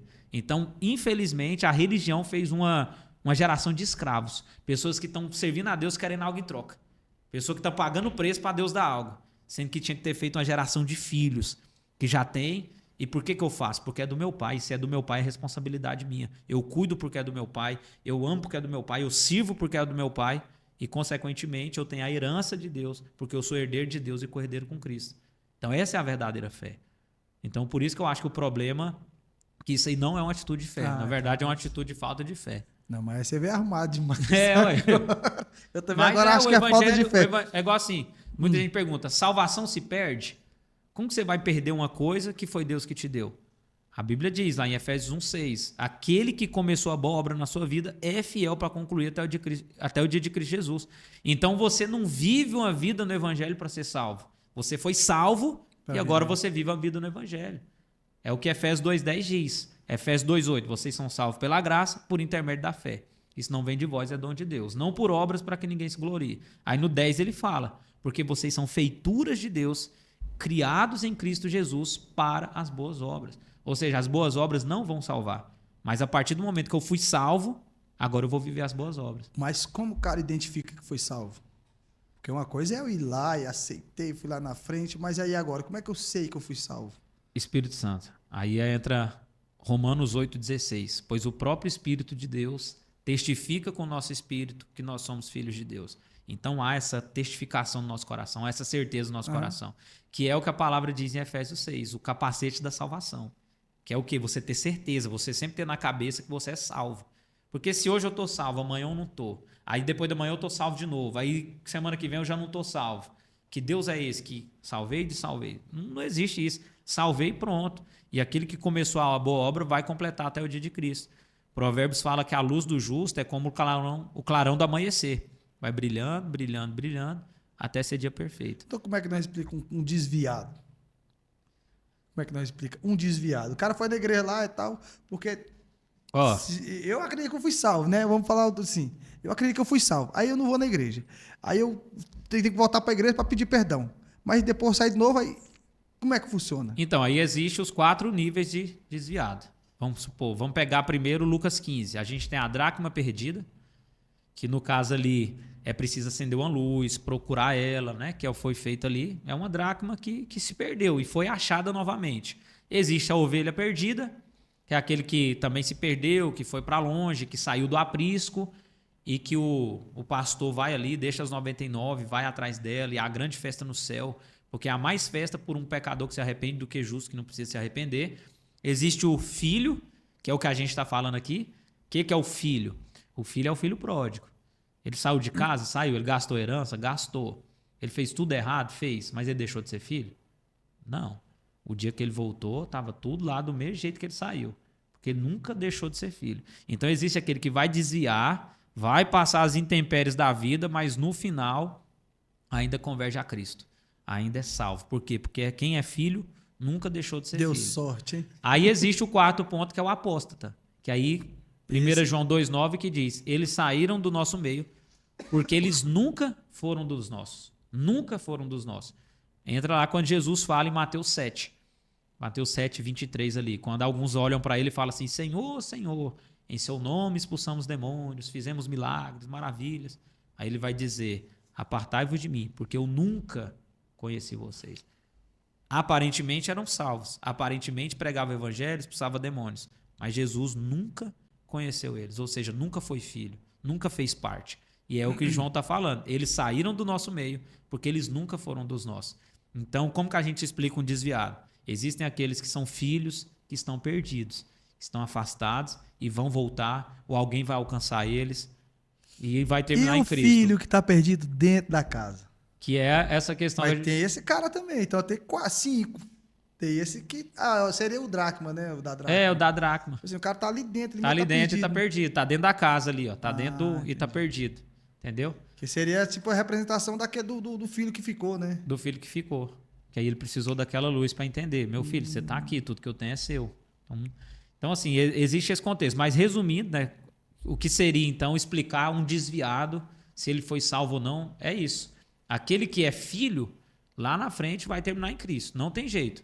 Agora, aquele que realmente não era dos nossos, aquele que Jesus vai olhar e dizer: eu nunca te conheci, ele vai terminar a sua vida desviado, ou pelo menos vai terminar achando que ainda tem algum direito, porque prega, porque canta, porque ora, mas tá perdido dentro de casa, que foi o que a gente falou. Mas ele tem direito ainda, a parte da herança dele não tá lá. Do filho que ficou. Nesse contexto ali. Talvez ele deixou de desfrutar, né? Ele não desfrutou. Talvez tá perdendo não, é a melhor parte. Não, mas eu tô falando no sentido de desviado que é filho e desviado que não é filho. No caso desse que tá de dentro, é um que é filho ainda, né? Uhum. Nesse outro caso que a gente tá falando é de quem não é filho. Esse cara, a perda dele é não desfrutar a presença, porque ele tava com o pai todo dia. É tipo assim, o que foi salvo vai perseverar até o fim. E será salvo. O que é perseverar? É nunca cair? Não, perseverar às vezes é cair e se levantar. Você vê o desviado ali, ó, você vê onde o cara, a comparação rebenta. O cara ficou dentro da casa, o cara tava todo dia jantando com o pai. O cara todo dia desfrutava da presença do pai. Com certeza ouviu um conselho, ouviu o lamento de um pai triste que um filho foi embora. Só que aí comparou. Aí quando o outro chega, foi fazer uma festa. Falei: mas você nunca fez festa pra mim. Falei: cara, você tá na minha mesa todo dia. Tá vendo? O cara vai comparar, o cara deixa de ver a riqueza que o cara tem, né? É onde entra a mentalidade de escravo que a gente falou, né? Então, o que aquele filho queria? Ele queria o pai? Não, ele queria o que o pai oferecia. Verdade. Então, eu sirvo porque Deus vai me dar algo. Eu sirvo porque Deus vai fazer. Agora, o filho não. O filho, ele tem o pai. Aí você linka lá do Salmo, lá, o cara chora de inveja do ímpio. Então, quando o filho pródigo sai de casa e gasta tudo, quando ele volta, o que essa mensagem está nos ensinando? Quem que ele tinha de verdade não era herança, era o pai. E o pai está lá. Independente do que você fez, independente do que você gastou, independente dos erros que você cometeu. Se você voltou para casa, o seu pai tá lá. Então, Porque talvez. Então, tipo assim, essa mensagem pode ser, talvez, nem pelo filho que ficou, nem pelo que foi, talvez é do pai. A exatamente, mensagem é isso do que eu ia pai. falar agora. A parábola do filho pródigo não é sobre o É o filho. pai. É sobre o pai. Quer ver? Ó, Lucas 15. Se você pegar lá Lucas 15. Deixa eu colocar aqui só para você ver Enquanto ele procura aqui, ó, alô, Gugu, pipocas! Pipocas do Gugu. Eu vou cortar, viu, na edição. Pode Lucas ficar de 15, boa. 11. Vai. Lucas 15, 11. Onde começa a parábola do filho pródigo, diz o seguinte. Jesus continuou. Um homem tinha 2 filhos. Ou seja, de quem que ele está falando nessa parábola? Do homem. Então, a parábola do filho pródigo, por mais que a gente fala do filho pródigo, não é sobre o filho, é sobre o pai. É porque quando fala do filho pródigo, encaixa pro cara e o cara gosta, né? É, velho? o cara já... Não, essa aí é pra mim, ó. A bênção da 10ª casa vai ser maior do que a da dona. Então, assim, realmente a parábola do filho pródigo é sobre o pai. O amor do pai. Sobre o amor do pai. Ele tá ali, ele permanece. Aí a Bíblia diz, né? Se você for fiel, Deus é fiel. Se você for infiel, ele permanece fiel. Deus não muda. Ele é amor. Não tem como quem é amor deixar de amar. Menos. Não é porque também ele fez um churrasco e quis dizer que ele ama mais o que chegou do que o que estava lá. Tipo assim, é o amor do pai emocionalmente. Até que eu gosto de falar, ninguém vai pro inferno por causa do pecado. Porque se a gente fosse pro inferno por causa do pecado, todo mundo iria. 1 João 2,10 diz que se alguém diz que não tem pecado, ele está falando que Deus é mentiroso, porque Deus diz que todo mundo é pecador. Uhum. Então, por que alguém acaba sendo condenado? Aí a gente vai lá para João 3,19. A luz veio ao mundo, mas os homens amaram mais as trevas do que a luz. Que é quando eu amo o pecado, quando eu amo as trevas e quando eu rejeito a luz. Então, a condenação não é para quem pecou. A condenação é para quem rejeitou a luz, para quem rejeitou Jesus. Então Jesus ele veio, ele cobriu a multidão de pecados, ele levou sobre si as nossas transgressões, né, as nossas faltas, tudo que a gente fez de errado e o castigo que a gente merecia, que era a ira de Deus, o inferno eterno, Jesus levou sobre ele na cruz. Por isso que se eu achar que eu preciso comprar esse direito de ser salvo, eu estou anulando a cruz. Porque quem comprou o direito da salvação foi Cristo na cruz. E na cruz ele diz, está consumado. Então se está consumado, já está feito, não tem como desfazer. Entendeu? Então entra esse contexto. Só que é muito difícil para a gente hoje conceber que primeiro você recebe e depois você vive. Deus não é alguém que vai te pagar um salário no final. Ele é alguém que primeiro ele te dá. E aí você vive com aquilo. Pré-pago. Porque o que é consumo? O que é consumar? É você ir gastando até chegar ao ponto como se diz, a consumação dos séculos. Então Jesus te deu ali, o salário do pecado é a morte, mas o dom gratuito de Deus é a vida eterna. Então, uma vez que se eu fosse, então, viver pelo pecado, eu teria um salário. Agora não, eu tenho um dom gratuito, que é a vida eterna. E esse dom é justamente a partir da cruz. Então, a nossa vida como cristão, ela não é no final, ela é no início. Então, ali você recebeu um novo nome, você se tornou uma nova criatura, o velho homem se foi, as coisas velhas se passaram, isso tudo se fez novo. 2 Coríntios 5,17. Então, a gente precisa tomar posse disso, viver essa fé de verdade. Tem muita gente que vive com a incerteza. É igual entra... hoje eu tô salvo e tal. Aí passou um tempinho, aí caiu na pornografia, caiu no trem errado, e já acabou o mundo. Principalmente adolescente, né? Acabou o mundo. Às vezes pensamento impuro, às vezes a pessoa tá ali, tá servindo a Deus, de repente começa a vir pensamento ruim contra Deus, né? Pensamentos intrusivos, e aí a pessoa já começa a achar que vai pro inferno, que blasfemou contra o Espírito Santo, aí ele já começa a ter dúvida se é salvo ou não. Isso vai gerando até um tipo de ansiedade, né? Um toque religioso, vamos dizer assim. Isso vai trazendo peso para a vida da pessoa. Então, o que a gente realmente precisa carregar, Efésios 6 fala, é capacete da salvação. Eu sou salvo, eu sou filho de Deus, e é a partir dessa realidade que eu vivo, como herdeiro de Deus e co-herdeiro de Cristo, e embaixador de Cristo na terra. E é isso, cara, que posiciona a gente diferente. Porque quem faz as coisas na dúvida, está fazendo em pecado. Romanos 14:23. Você tem que fazer em certeza. Você tem que ter certeza da sua posição no reino de Deus e da sua posição em Cristo. Você vê o tanto que fé é um trem complicado, né? Se você fala assim, tudo isso que você falou, a salvação é por meio da graça, é dom irrevogável, beleza. O cara acredita, mas fala que fez uma macumba pro cara. E o cara, já viu? A perna do cara já começa a coçar. Você vê tanto que o cara tende a acreditar mais em coisa ruim. Tipo, talvez seja uma coisa que até a gente vê nos noticiários. Eles entenderam que o nosso cérebro parece que ele tem mais sensibilidade para coisa ruim, para deixar isso tomar conta de um sentimento do que coisa boa. Tanto que a gente só vê reportagem de coisa horrível, de coisa horrorosa que está acontecendo no mundo. Sendo que tem muita coisa boa acontecendo também, né? Então, quando alguém fala que algo ruim vai acontecer, que você, calma que a palavra tem poder. Aí você vê, já aconteceu uma parada assim, ó. Mãe, eu vou sair aqui na rua aqui e vou achar um... Não, como é que é? Não, eu vou sair de moto aqui agora e eu acho que eu vou cair ali na esquina. Eu fiz isso pra testar ela, né? Eu tô achando que eu vou cair de moto bem na esquina ali agora. E a minha mãe falou, cuidado que a palavra tem poder. E eu falei, mas na hora que eu cair, eu acho que eu vou achar um saco de dinheiro. E ela falou, não, as coisas não é assim também não. Eu falei, mas a palavra não tem poder? Só tem poder se for pra coisa ruim. Você vê tanto que a fé parece que ela é mais sensível nesse sentido. Se todo mundo tivesse essa força de fé pra coisa boa... Não, com certeza. Por exemplo, assim, se você for em um culto e o pastor prega a Bíblia, só a Bíblia, e ele fala assim pra você, ó, você precisa direcionar a sua vida, você vai mudar e as coisas vão começar a acontecer, você vai semear e aí você vai colher. Se o seu casamento tá ruim, começa a ver o que você tá fazendo de errado e começa a semear coisas boas no seu casamento para mudar a realidade. Se a sua vida financeira tá ruim, o que você vai fazer? Você vai sentar, você vai calcular suas dívidas, você vai organizar, parar de gastar dinheiro à toa, porque é isso que a Bíblia ensina. Aí a pessoa vai, beleza, às vezes um vai praticar ou não. Agora, se a pessoa chega lá e o cara fala, não, seu casamento tá assim porque alguém fez uma macumba pra você. Não, sua vida financeira tá travada porque tem gente com inveja de você. O cara acredita. Que eu imaginei. O cara toma posse. Do ensinamento prático que vai mudar a vida dele, ele não toma posse. Mas do demônio, da feitiçaria, aí o cara toma posse. Ou seja, o cara tem mais fé no inimigo, que é uma doutrina de demônio, quem prega isso, do que fé na palavra que diz, se você me obedecer, você vai comer do melhor dessa terra. Então, para quem é pregador, vamos supor assim, para quem quer enganar um falso profeta, é mais fácil o quê? Falar o que a pessoa tem que mudar, fazer, ou pôr um medo nela e falar, agora você vai ter que fazer uma oferta, um sacrifício, um desafio para quebrar essa feitiçaria, para quebrar essa inveja. Você vai vir aqui 7 sexta-feira, e na 7 sexta-feira ele vai pedir dinheiro para você. Numa dessas 7, você ofertou ali, já valeu a campanha. Entendeu? Então, qual que é mais fácil? Agir no misticismo, colocar você com medo de um demônio, ou falar para você, muda o seu comportamento. Porque é isso que a Bíblia ensina. Romanos 12:2. Transformai-vos pela renovação do vosso entendimento, para que vocês experimentem a boa, perfeita e agradável vontade de Deus. Se a gente não mudar comportamento, a gente não muda a vida. Porque arrependimento, no original, é techuvá, voltar-se para Deus, ou metanoia, mudança de mentalidade. Entendeu? Então, se eu não mudar comportamento, se eu não mudar atitude, não adianta eu fazer sacrifício de tolo. Então, infelizmente, ainda tem esse lado. Porque, tipo assim, cara, a pessoa sabe que quem foi na igreja ali geralmente está com algum problema. É muito difícil alguém ir porque está tudo bem. Geralmente vai porque está com algum problema.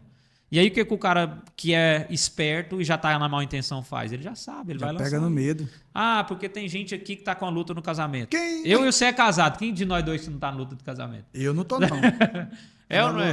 Eu não tô, não. Meu casamento é uma maravilha. Mas quem não passa? Quem entendeu? não passa. Entendeu? Tipo assim, financeiro.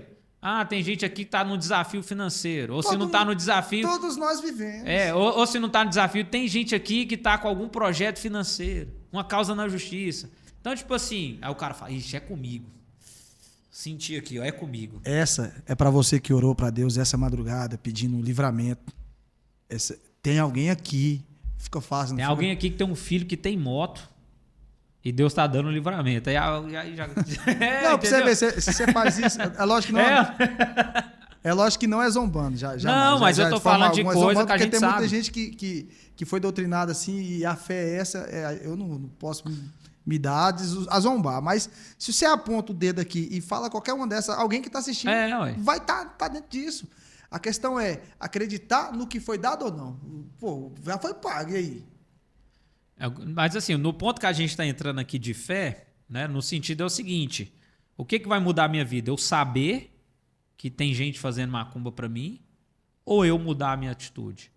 Porque, cara, mas eu tô achando que o povo, no geral, eles gostam mais de caçar um culpado. Gostem. Eu prefiro terceirizar. Eu vou terceirizar a culpa ser minha. Outro dia eu falo com meu pai direto, ele fala das palavras que ele vai levar e aí ele manda os negócios, aí eu fico tipo provocando ele. Ele falou do tirar a capa. Ah, tira essa capa de alguém que fez isso com você, a capa do não sei o que fizeram com você. Opa, e se for a capa do orgulho? Se for a capa de um perdão que o cara tá segurando? E se for uma capa de uma irresponsabilidade financeira? E quando, você entendeu? Quando volta pro cara, a pregação fica mais ruim. Aí quando você joga, tipo assim, é muito mais fácil eu falar pra você que você não tá indo bem porque alguém tá de olho gordo nas suas paradas do que eu falar que você não tá indo bem porque você é irresponsável. Qual vende mais, Rodrigo? Cara, vamos lá. Ué? Eu prefiro falar... Não, vamos lá. Você tá fazendo tudo certo. Vamos pegar nesse característico. Você tá fazendo tudo certo. E Deus tá do seu lado. Aí a inveja tem mais poder do que Deus aqui. Entendeu? Você tá ali no seu casamento, semeando coisas boas, aí uma galinha tem mais poder do que o Deus que tá no seu casamento. É uma coisa que você parar só para dar uma refletidinha, você vê que não tem nem lógica. Deus vai o quê? Você vai colher... Então eu não acredito em Deus. O que você vai fazer? Você vai colher o que você planta. Como que Deus vai fazer eu colher uma coisa ruim só porque alguém foi lá e fez uma farofa? Entendeu? É um trem que não tem nem lógica, nem faz sentido. O povo fala assim, a inveja tem sono leve. Moça, e o guarda de Sião não dorme. Moça, Um dia só eu pra você postei ter um vídeo noção. assim, flopou pra caramba. Né? Não, é do ruim. Blackstone. Tá, a Bíblia fala que... Tô dizimando mais de 1.000 por mês. Então a Bíblia fala que a inveja ela corrói os ossos. De quem? De quem sente. Não é de quem faz. De quem tá sendo invejado. É de quem faz. Vamos lá. A inveja dos irmãos de José impediu alguma coisa na vida dele? Mesmo fazendo uma coisa boa, hein? Fala aí que eu agora... Entendeu? Deixa eu anotar aqui, vai. As invejas dos irmãos de José impediu alguma coisa na vida dele? Não. A inveja dos irmãos de Davi.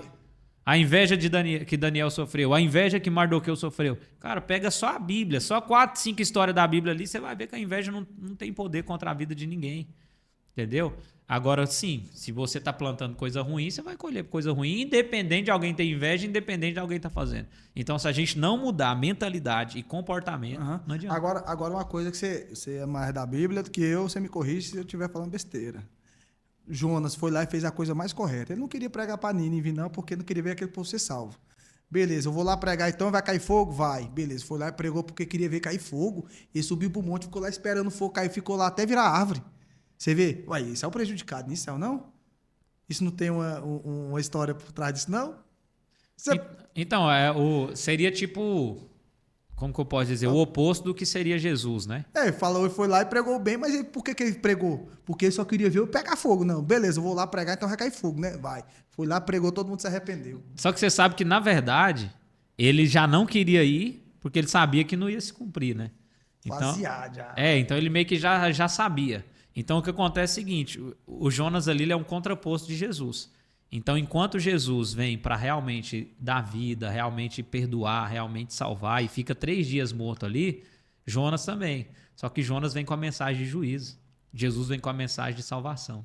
Então assim, é um paralelo entre os dois e o livro de Jonas termina com uma pergunta. Ele fala assim, Deus perguntando para Jonas, como que eu não teria misericórdia de um povo? Quem escreveu o livro de Jonas? Não sei, acho que é Jonas. Porque se ele virou árvore, não tem como ele depois que eu viro árvore, foi escrever o livro. Aí a pergunta que Deus faz, né? Cadê os teólogos? Cadê os teólogos que tá assistindo teólogo, nós aí? Né, não, só estudar a Bíblia mesmo. Mas... É teólogo. Mas o que acontece? Aí Deus faz a pergunta para Jonas, como que eu não teria misericórdia de um povo que não sabe distinguir nem o que é mão esquerda e mão direita? Entendeu? Igual, por exemplo, assim, essa semana eu tô... levantando alguns recursos que eu vou fazer uma viagem de missões para o Nordeste. Então a gente vai levar lá recurso, né? Pregar o evangelho, mas principalmente levar recurso, levar palavra, levar ação social, essas coisas todas. Aí alguém veio comentário político, meio que dizendo que a gente não deveria ajudar porque eles votaram na esquerda e tal, e aquela coisa toda. Aí eu usei justamente esse comentário. Falei, cara, tem criança lá que está precisando de ajuda, precisando de assistência, que não sabe nem o que é esquerda ou direita. E aí você vai politizar um negócio e se opor a uma obra de Deus por causa de política. Então, assim, talvez a visão de Jonas naquela época era essa visão, entendeu? Tipo assim, eles estão errados, eles têm que se lascar mesmo. Entendeu? Eles têm que se lascar. Mas não, cara, a mensagem do evangelho não é essa. A mensagem do evangelho é eu vou ter misericórdia de quem eu quiser ter misericórdia. Aí a dificuldade do fique ficou, pô. Ué. A dificuldade do fique ficou. Falei, não, mas talvez ele seja o Jonas, né? O fique ficou. Falei, mas esse cara vai voltar e vai põe lá igual, por exemplo, quando a gente tá passando por dificuldade, o que a gente fala? Tô na prova. Agora quando é o outro, olha lá, a consequência do pecado. Entendeu? Então, tipo assim, o ser humano ele tem isso. Dos outros Que agora Por de isso, nós é misericórdia. todo mundo se identifica só com o FIPROD. É. Nunca vi ninguém se identificar com o FIC ficou. Rapaz, igual eu já vi muita gente assim, igual, vamos falar que nós entrou nesse contexto um pouco de política, de defender o Bolsonaro falar palavrão. Tipo assim, não, porque é da cultura dele lá e não sei o quê, Rio de Janeiro. Cara diplomado. Eu vi em cima do púlpito, o cara falando em cima do púlpito, no culto que eu tava, falando isso. Não, porque ele é daquela região, então falar palavrão é normal. Ou seja, eu prego aqui pra todo mundo, você fala palavrão, é boca suja, é palavra torta, beleza. Mas como é meu político, Nossa. como é o meu, aí eu posso. Entendeu? E olha que na época eu era defensorzão de Bolsonaro e mesmo assim achando isso errado, cara. Não existe isso. É certo, é certo, é certo. Então a mentalidade política, essa mentalidade de nós contra eles, que é o que tem hoje no Brasil, corrompe até o evangelismo das pessoas. Tipo assim, a previsão era que até 2030 os evangélicos passassem os católicos no número de fiéis, vamos dizer assim. Agora tá invertendo, né? Só que agora, não, o evangélico parou de crescer. E o catolicista? E coincidiu exatamente na época da política. Ou seja, as pessoas deixaram de evangelizar porque virou nós contra eles. Entendeu? Agora é os da igreja contra os de fora. É os da direita, como se a igreja fosse a direita e os de fora fosse a esquerda. Então virou nós contra eles e agora ninguém evangeliza. E eu tô falando de algo que eu ouvi, na verdade eu li, por estar indo fazer uma missão no Nordeste. Não, porque lá eles votou na esquerda e não sei o que, não tem que ir. Entendeu? Então, tipo assim, é algo muito complicado, que infelizmente a mentalidade das pessoas tem ido para um lado assim. Nossa, isso é uma coisa que dói no fundo da alma, né? Tipo assim, não aprendemos nada. Exatamente. Não aprendemos nada. Aí eu te falo, novamente, volta lá, é igual aquela parábola dos trabalhadores da última hora. Dos trabalhadores. Cara, aquilo é muito difícil de engolir. O cara que chegou às 7 horas vai receber o mesmo tanto que o cara que chegou às 17. O cara que chegou às 17, todo mundo se identifica com as 17. Mas e o que tá lá desde as 7 da manhã? Você entendeu? O cara, pô, véio, mas não é justo, velho. Não é justo, não é justo. Aí onde o cara aí volta, tipo assim, você vai ligando tudo, é lá naquela coisa. Ele não tá sendo justo comigo. Opa, mas aí quem que é o senhor da seara? Quem decide? Que é muito complicado, né? Igual a gente fala disso, fala daquilo, mas o cara que tá dentro, o que tá fora não merece por causa disso. Quem é nós pra falar quem merece, quem deixa de merecer, homem? É igual a nossa concepção de justiça, né? Aí a gente entra lá no perdão. Por que é tão difícil se perdoar e perdoar? Porque na nossa concepção de justiça, errou, morreu. Errou, não tem mais jeito. Então, assim... A menos que seja meu erro. Não, mesmo sendo nosso. Tem gente... eu mesmo tenho algumas coisas... É difícil você se perdoar. Você realmente se sentir perdoado mesmo e saber que aquilo ali realmente acabou, não tem mais condenação para os que estão em Cristo. Querendo ou não, o passado sempre está ali falando uma coisinha no seu ouvido. Então, por quê? Porque a gente tem essa concepção distorcida de justiça. Porque a nossa concepção de justiça começou 7 horas, você vai receber mais do que quem começou 4 horas da tarde, 5 horas da tarde. Né? Uma horinha só. Então essa é a nossa concepção de justiça. Mas a concepção de justiça de Deus é diferente. Entendeu? A concepção de justiça de Deus, ele passa pelo filtro da cruz. E depois que passou pelo filtro da cruz, mudou. Por quê? Porque quem pagou o preço, quem trabalhou, foi Jesus. Então, o que ele quiser fazer da minha vida e da sua de diferente, ele faz, porque o filtro de justiça agora é a cruz. Não é o meu filtro. Entendeu? Tem o oleiro e o vaso lá, mas se o oleiro quiser fazer o vaso quebrar e fazer de novo, ele faz. Ele é que é o oleiro. Véio. Então, assim, o nosso senso de justiça é um e o senso de justiça de Deus é outro. Então, por exemplo, ele diz lá, João 9, 1 João 9, se vocês confessarem os vossos pecados, Deus é fiel e justo para purificar do pecado e livrar de toda injustiça. Ou seja, independente do que você fez, você confessou de verdade ali, acabou, Deus perdoou. Ele vai livrar da injustiça. E o que é a injustiça muitas vezes? O olhar do homem. O nosso olhar. Porque o nosso olhar, a nossa concepção de justiça é uma. Então, por exemplo, esse dia alguém me perguntou, eu falei que todo mundo nasceu com um propósito. E a criança que morreu? Nasceu ali e morreu. Era o propósito dele nascer e morrer. É difícil, é doloroso para o pai, para a mãe? Mas era o propósito. Agora, qual que é o propósito? Às vezes, fortalecer o pai e a mãe. No ponto de vista de eternidade, para ele foi muito melhor nem ter experimentado essa vida nesse mundo aqui e já estar na eternidade com o pai. Entendeu? Mas no nosso senso de justiça, não é justo uma criança nascer, não é justo alguém morrer jovem, não, mas no nosso senso de justiça, não está passando pelo crivo da cruz, pelo filtro da cruz e da eternidade. Porque se a gente for comparar 90 anos com 3 anos dentro da eternidade, é praticamente a mesma coisa. Porque é praticamente nada. 90 anos dentro da eternidade é nada. Só de ter essa concepção de eternidade, sua cabeça já fica voada, né? Só de você pensar, cara, eternidade, o que eu vou fazer na eternidade? Para sempre. Aham. Né? E agora? Então, tipo assim, você fica... Outra coisa que eu queria falar que você ainda sobre perdão seria assim, ó. O cara sabe que Deus vai perdoar. Já que Deus vai perdoar, quer saber da coisa? Deixa eu ali fazer um negócio errado ali. Vai perdoar mesmo? Tipo, o pecador culposo. Não, culposo é sem intenção, né? Doloso. O pecador doloso. Só que antes de deixar pra você, eu já até. Você até falou sobre isso, que é o quê? Eles andaram no nosso meio, mas eles amavam mais a iniquidade, né? Aham. Mas fala aí um pouco. Que é o que Jesus fala, né? Porque Não vos por conheço mais vocês que praticam iniquidade. Então, assim, o ser humano, o ser humano em si, independente se ele é cristão ou não, ele tem no cérebro uma capacidade de fazer aquilo que é mais fácil. Então, seu corpo sempre vai querer fazer o que é mais fácil. Ele quer economizar energia. Ele não quer se esforçar. Né? Ele não quer. Então, assim, quando você pega uma informação tipo essa assim, vamos supor, é pela graça que eu sou salvo. Então, o que uma pessoa pode fazer então? Então já que é pela graça, eu não vou fazer nada. Um exemplo. Então, da mesma forma, é o perdão. Se Deus vai perdoar, então eu posso pecar. Só que aí é onde entra a graça revelando o coração. Então, o que acontece? Vamos supor que tem na aula lá 10 alunos.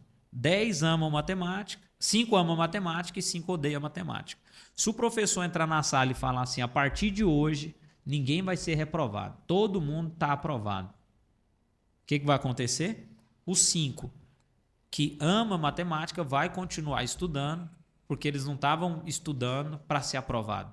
Eles estavam estudando porque eles amam matemática. Agora, os 5 que odeiam matemática, acabou, filho. Esquece esses caras ali. Então, o que a graça revela? O coração de quem ama e quem não ama a Deus. Quem ama a Deus, cara, eu estou aprovado, então eu vou servir a Deus sem condenação, sem culpa. Eu vou servir, eu vou amar, eu vou viver o evangelho, eu vou pregar, eu vou fazer o que for. Não tem mais condenação sobre a minha vida. Agora, os que não amam a Deus, que não amam o evangelho. Então já que eu não preciso fazer nada para salvo mesmo, então já revelou o coração. E o que condena é o quê? É o que o seu coração aponta. Os homens que foram condenados foram os que amaram mais as trevas do que a luz. Então a graça revela a inclinação do coração. Agora, sobre pecadinho e pecadão. Eu cresci ouvindo, não. Eu fui para a igreja adolescente. Então, ouvi muito assim, ó. Não existe pecadinho nem pecadão. Tudo é pecado. Então, não vai para balança. Igual, por exemplo, o cara tá ali, né? Bate uma bronhinha, uma masturbaçãozinha. Ele vai para a mesma balança que o do alemão lá, do bigodinho. Vai para a mesma balança, cara. Os dois cometeram pecado, mas falar que não tem diferença... Não, com certeza tem. É porque assim, o pecado ele revela o coração. Então vamos supor, tem pecado ali que muitas vezes ele está relacionado a algum tipo de ferida, de marca, de cura, ou de marca, né? De ferida. Então o que Tiago 5,16 fala? Confesse os seus pecados uns aos outros e ore uns pelos outros para que sejam curados. Então realmente não é que diante de Deus um pecado é menor ou maior que o outro. Mas é que realmente há uma diferença de nível de pecado. Então tem aquele que é algo ali que precisa ser curado, né, que a pessoa realmente precisa mudar. Mas tem aquele que já nasce da perversidade do coração, que é diferente. Uma coisa é um pecado que nasce ali de uma ferida e de uma cura. Não deixa de ser pecado, não deixa de ser algo condenável. Uhum. Mas revela, né, uma dificuldade ali, uma falta paterna que teve, um desafio na família, um abuso, um assédio que sofreu, coisas ruins, traumas que viveu e que, infelizmente... O pecado é uma consequência dessa ferida e marca no coração. Mas já tem aquele lado que é a perversidade do coração. Então, assim, já é ruim. Então existe o pecado que vai ter um nível de consequência, que todo pecado tem consequência, e existe aquele pecado que tem um nível maior de consequência. Que já abrange terceiros. Aí, diante de Deus, tanto um quanto o outro pode ser salvo? Sim. Só que aí acontece o seguinte. Sim, já foi mais. Só que acontece o seguinte. Qual que é a raiz desse pecado no coração? Que é aí onde entra. Jesus fala que ele ia bater os grandes, os maus no último dia. Então, quando você pega um cara igual o alemão do bigodinho, já é algo que está aqui que fala que Jesus vai abater, que Jesus vai aniquilar. Mas aqui do lado está, às vezes, um publicano, que era aquele que orava, batia no peito e falava: Deus, tem misericórdia de mim que eu sou pecador. E o que Jesus fala? Essa oração aqui foi recebida pelo Pai. Então, assim, o nível de pecadinho e pecadão diante de Deus Não existe. Mas o nível a raiz do pecado no coração aí já revela algo mais profundo. E é esse que é condenado. Mas quem fez esse cara? Quem fez ele? O O cara, o perverso aí. De Então. onde é que veio isso? Quem foi que aí a gente entra Aí até entra numa na- contradição que seria assim, nenhuma folha cai se não for com permissão. O cara nasceu com coração ruim, foi permitido? Só que isso aí não tá na Bíblia, né? Tá não? Uma folha cai, não tá não. Isso aí tá Aí, no ó, Alcorão. Vamos, Jesus não, coisas que Jesus não disse. Não, disse não. Não, tá, não tem. Não, isso aí tá no Alcorão. Ah, então. O que tem parecido com isso é que não se vende um pardal sem a permissão de Deus e que todos os fios da sua cabeça estão contados. Mas caiu uma folha de uma árvore, aí já não tá na Bíblia. Mas assim, Mas é meio aí parecido, aí né? a gente entraria como é que se diz? Na questão do por que existe o mal, por que Deus criou E por que existe o mal? né? Por que Deus criou, né? Essas coisas todas. Aí é debate que não tem Não tem fim não, né? não tem fim. Eu gosto muito da parábola do joio e do trigo. E na parábola do joio e do trigo, ele fala assim que tá ali, né, a plantação, e o pai, né, Deus veio e plantou seus filhos. À noite, o inimigo veio e semeou o joio. Então eu vejo que muitos desses perversos realmente não são filhos de Deus. Realmente não são. São sementes do inimigo, sementes do maligno. Agora, qual é a origem desse maligno e qual é a origem desse mal? Que aí realmente eu não saberia assim explicar. Eu tenho algumas teorias na cabeça, mas como você não tem aquela embasamento total bíblico, não tem como. Senão vai ficar só na conspiração. Fica só né? na conspiração. Só de conspiração. Mas eu vejo isso. Eu vejo que existem aqueles que Jesus mesmo fala, que existem filhos das trevas, inclusive são mais prudentes que os da luz. Se você for pegar hoje, as pessoas para fazer o mal é muito mais perspicaz, muito mais ímpeta, muito mais para fazer o mal. Jesus diz, os filhos das trevas são mais prudentes que os da luz. Então Jesus reconhece que há filhos das trevas. Em João 8 ele diz que muitos têm por pai o diabo, ou seja, muitos realmente são filhos do diabo. Então assim, a gente está dentro de um contexto que existem filhos de Deus e filhos do diabo. E aí Jesus fala, né? Eu tenho muitas ovelhas espalhadas que não estão aqui nesse aprisco. Mas aqueles que ouvirem a minha voz e me seguirem, eu as conheço e elas me seguem. Ou seja, tem filhos e filhas de Deus espalhados em meio de uma geração de muitos que não são filhos e filhas de Deus. Tem gente que não tá E indo o pra igreja. evangelho, evangelho é para esses filhos e filhas de Deus. Então essa voz vai chegar nos filhos e filhas. Então quando você pega um cara perverso igual foi esse, para mim é inconcebível que ele seja um filho de Deus. Aí eu vejo essa semente do maligno na terra. Aí existem as teorias da semente da serpente, aí já vai que Caim é a semente da serpente, que Eva teve lá, aí só que é outra história, né? Já dá uma... É. Agora pra você ver, eu ia puxar um gancho aqui mas aqui, só pensando sobre o assunto mesmo, eu já volto lá atrás. Você lembra que eu te falei? Hoje é mais fácil a pessoa ficar noticiando coisa ruim para gerar medo do que noticiar algo bom. Aí eu ia falar assim, sobre esse tanto de escândalo que está acontecendo na igreja e tal. Cara, mas é um ou outro, é muito pontual. Só que está sendo muito divulgado, né? Tem muito mais igreja fazendo bem do que igreja fazendo essas palhaçadas. Tem. Depende. Eu vejo assim, tem muito cristão sério, tem muito pastor sério, mas assim, tem muita. E isso foi desde o início, né? Não é nenhuma novidade. Não é novidade. A igreja, desde lá do princípio, você pegar a igreja de Coríntios, era o enteado com a madrasta. Então, tipo assim, era muita coisa que já acontecia de errado ali dentro daquele contexto. Era aquele que vinha ali, Ananias e Safira. Não, mas vendeu por tanto o terreno, tá aqui. Né? Então, tipo assim, já existia coisas erradas. Só negando, velho. Desde aquele princípio ali, Paulo até tem que falar pros caras, ó, não procura casar não, fica na sua, cada um na sua, porque a carnalidade estava grande. Então, assim, corrupção onde tem ser humano sempre existiu. Então, assim, você pega um contexto em que existe igrejas sérias, igrejas compromissadas, mas realmente também tem muitas que não são. Então, assim, por isso que a pessoa precisa ler a Bíblia, conhecer de fato o Evangelho, mergulhar na palavra, porque senão é facilmente enganado. Pra conseguir sair do charlatão, né? Para conseguir sair. Porque não é difícil. Não é difícil o cara pegar uma massa inteirinha e é só promover o medo. Promove o medo e dá a solução. Aqui, São a resposta três... aqui, ó. Esse aqui, ó, te provoca medo, fala que a saída é aqui, ó. São 3 níveis, né, que falam que eles usam, que é o medo, a culpa e a ganância. São esses 3 pontos que geralmente as pessoas são pegadas. Então, Jesus fala o seguinte, ele diz lá em João capítulo 10, né, sobre as ovelhas, né, sobre as minhas ovelhas. Ele diz o seguinte, eu sou a porta das ovelhas. Ou seja, para eu entrar no reino de Deus, existe uma porta. Essa porta é Jesus. É uma porta estreita, é um caminho apertado. Jesus é a porta. Aí ele diz que o ladrão e salteador ele não vem pela porta. Ou seja, ele vem com alguma outra coisa. Então, às vezes, é o medo, a culpa, a ganância, é o evangelho da prosperidade, é o evangelho coach, é alguma coisa que Jesus não seja o centro. Aí é demônio sendo entrevistado, aí entra uma série de coisas. Mas o evangelho, a porta do evangelho é Jesus. Então, qualquer evangelho que usa qualquer outra artimanha que não seja Jesus como centro, tem grande capacidade de ser não evangelho. Então, Jesus vai comparar o falso profeta a um mercenário, a um assalariado. Então, sempre muito relacionado a dinheiro, a finanças. Então, assim, e é a realidade que a gente vê hoje. A igreja, às vezes, é pequenininha, mas o cara tá abonado, entendeu? Às vezes falta um bebedor na igreja, um trem na igreja, mas o cara mora bem. Então, tipo assim, a pedir muito dinheiro. Ah, vou ofertar, eu vou revelar aqui, fazer uma profecia. Live do TikTok, não sei se você já viu. Não. Mas faz o Pix aí, faz a oferta aí que eu vou revelar, eu vou... Então, tipo assim, sempre analise isso. Jesus sempre comparou eles com mercenários. Jesus sempre falou que eles gostavam de ser honrados, sentar no lugar de honra, ser honrado. Então, tipo assim, o cara tá exigindo muita honra, é seminário da honra, é não sei o que, tem que me honrar, tem que não sei o que, tem que me respeitar, viajar, pede minha bênção, vai para outra igreja, é pecado, você tem que pedir minha bênção para ir para outra igreja. Então, tipo assim, você vai vendo que essa honra que ele exige já demonstra uma certa... Né? E essa questão do mercenário, do dinheiro.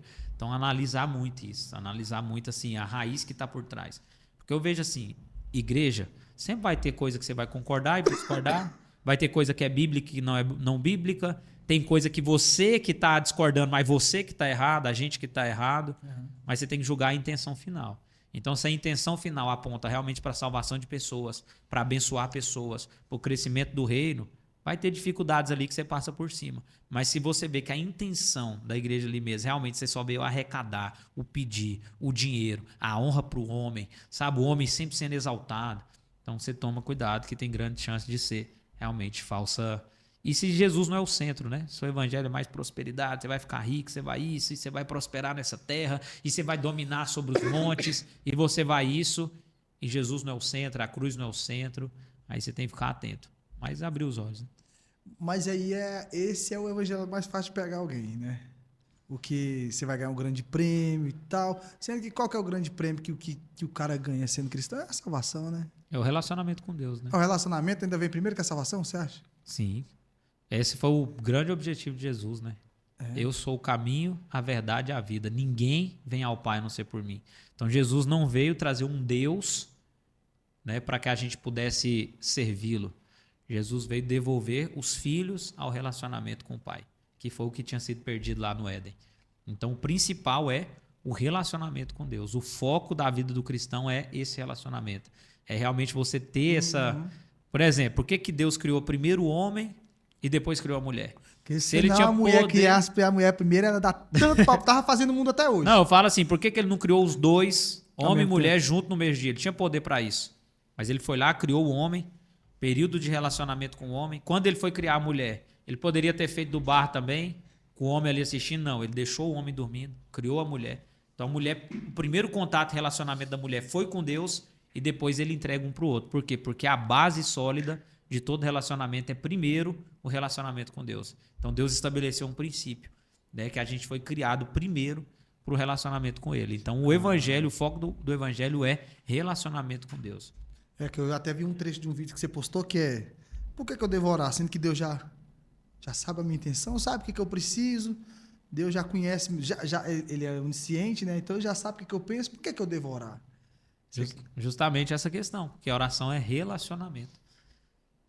O evangelho, o foco do evangelho é relacionamento. Aí entra na parte mais profunda do evangelho, que é o seguinte: primeiro, Deus estava no jardim, junto com o homem, e Deus vinha todo dia, na viração do dia. E se encontrava com o homem e voltava.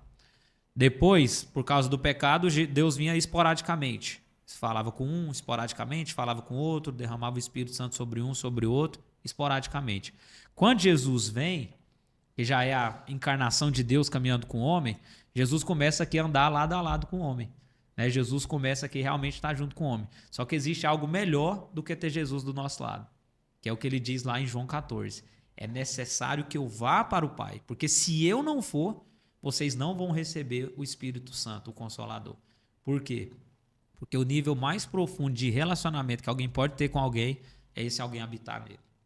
Melhor do que ter Jesus do seu lado é ter o Espírito de Cristo habitando em você, que é o que Romanos 8:9 diz. Se alguém não tem o Espírito de Cristo, esse não pertence a Cristo. Então, por que existem mães aí que o filho apronta, faz um monte de coisa errada, na hora que está sendo preso, na hora que está ali, às vezes, infelizmente morreu, ela está lá chorando, ai, meu filho era tão bonzinho e tal, já tinha passado uns 30, mas para a mãe, porque ela gerou dentro. E esse gerar dentro é algo muito profundo. Então, quando o Espírito Santo é gerado no nosso interior, gerado no nosso coração, é um amor profundo demais. Então, o nível extremo de relacionamento que Deus quer conosco, de habitar em nós, de crescer em nós, de guiar a nossa vida, direcionar a nossa vida, e é o que Romanos 8,14 diz. Todos aqueles que são guiados pelo Espírito de Deus, esses são os filhos de Deus, que é o que Jesus vai fazer, derramar o Espírito Santo em nós. Essa é a principal obra que Jesus vai fazer na cruz, nos devolver o Espírito Santo e o relacionamento com Deus. Então é o caminho, né? Caminho. Aí você vê, volta, novamente, já ficou muito redundante, mas voltando lá no filho que ficou, né? O cara tinha um relacionamento, tava com o pai todo dia, ainda assim resmungou porque o outro também me recebeu da mesma carne que ele ia comer. Ele ia participar da festa também, mas a festa, não, cara, mas ele ficou e não aproveitou o relacionamento, né? Porque foi a melhor parte que ele teve, não era? Porque, tipo assim, como ele era o mais velho, ele fica com 2/3 da herança, é algo do tipo assim, né? Então, tipo assim, a maior parte da herança ficaria porque ficou, porque ele era o primogênito e tal, ele teria uma herança maior, ficou na mesa com o pai, não passou por nada que o outro passou, mas ficou chateado porque por causa de um pouquinho de... Cara, aproveita o relacionamento. E eu não sabia dessa, eu achava que era a salvação, que era o ponto alto do evangelho. A salvação, ela é como se diz, a joia da coroa. Como se diz assim, é mais um bônus, né? Vamos dizer assim, do que literalmente o que Jesus vai fazer. Jesus vai nos tornar filhos e filhas de Deus. Mas todos quanto receberam e creram em seu nome, foi dar direito de se tornarem filhos de Deus. João 1:12. E o acesso também, né, cara? Que antigamente, para ter o acesso ao santo do santo, era uma loucura. Porque, por exemplo, o dia que você nasceu, filho do seu pai lá, da sua mãe, você recebeu o nome Giovanni, você teve aqui a sua herança biológica. Aí o que Jesus fala para Nicodemos lá em João capítulo 3? Aquele que não nascer de novo não pode entrar no reino de Deus. Aí ele, como assim nascer de novo? Vou entrar lá na barriga da minha mãe? Não, aqui você é filho do seu pai e da sua mãe. Você tem uma herança biológica. Nasceu em Cristo, agora você é filho de Deus. Agora você é herdeiro de Deus e co-herdeiro com Cristo. Se você não entender isso, que você nasceu de novo, você é uma nova criatura. Apocalipse lá diz que nós temos um novo nome. Se a gente não entender isso, a gente continua vivendo com a herança do humano, buscando as coisas que é da terra, sabe? Aceitando sobre a nossa vida as coisas do nosso passado, a herança do passado, e não vivendo de fato a nova herança em Cristo que a gente tem. Que não há mais condenação para os que estão em Cristo, aquele que está em Cristo é nova criatura, as coisas velhas passaram, tudo se fez novo. Então a gente precisa ter um relacionamento com Deus partindo dessa verdade. Homem. Somos filhos e filhos de Deus. Acredita, aceita isso. Ué. Tão difícil aceitar isso, né? Sobre sacrifício, eu acho que a gente já pode estar seguindo já para a reta final. Sobre o sacrifício, a morte de Jesus, a gente está entrando na semana da Páscoa aí. Eu queria que você falasse um pouco sobre o que é, de fato, a Páscoa, o real significado. E se você puder também, se você tiver alguma coisa para falar sobre, quando foi que o coelhinho virou símbolo? Quando foi que um ovinho de chocolate virou presente indispensável para a data? Né? Primeiro vamos falar sobre o real significado. O que é a Páscoa aí? Então, a Páscoa ela carrega 2 significados, né? Que a gente tem a Páscoa judaica, que foi de onde surgiu, né? Essa Páscoa acontece o seguinte, o povo então estava preso ali no Egito, escravo no Egito, então Deus começa a libertar o povo. E na 10ª praga seria a morte dos primogênitos. Então, na morte dos primogênitos, o anjo da morte passaria ali em toda a casa e ceifaria a vida do primogênito. Então, Deus fala para o povo dele, vocês vão sacrificar um cordeiro, vocês vão ungir o umbral da porta, e quando o anjo da morte vier, ele não vai, então, tocar os primogênitos dos filhos de Israel. Então, o que aconteceu ali? O anjo passou. Então, a palavra Páscoa, ela significa passagem.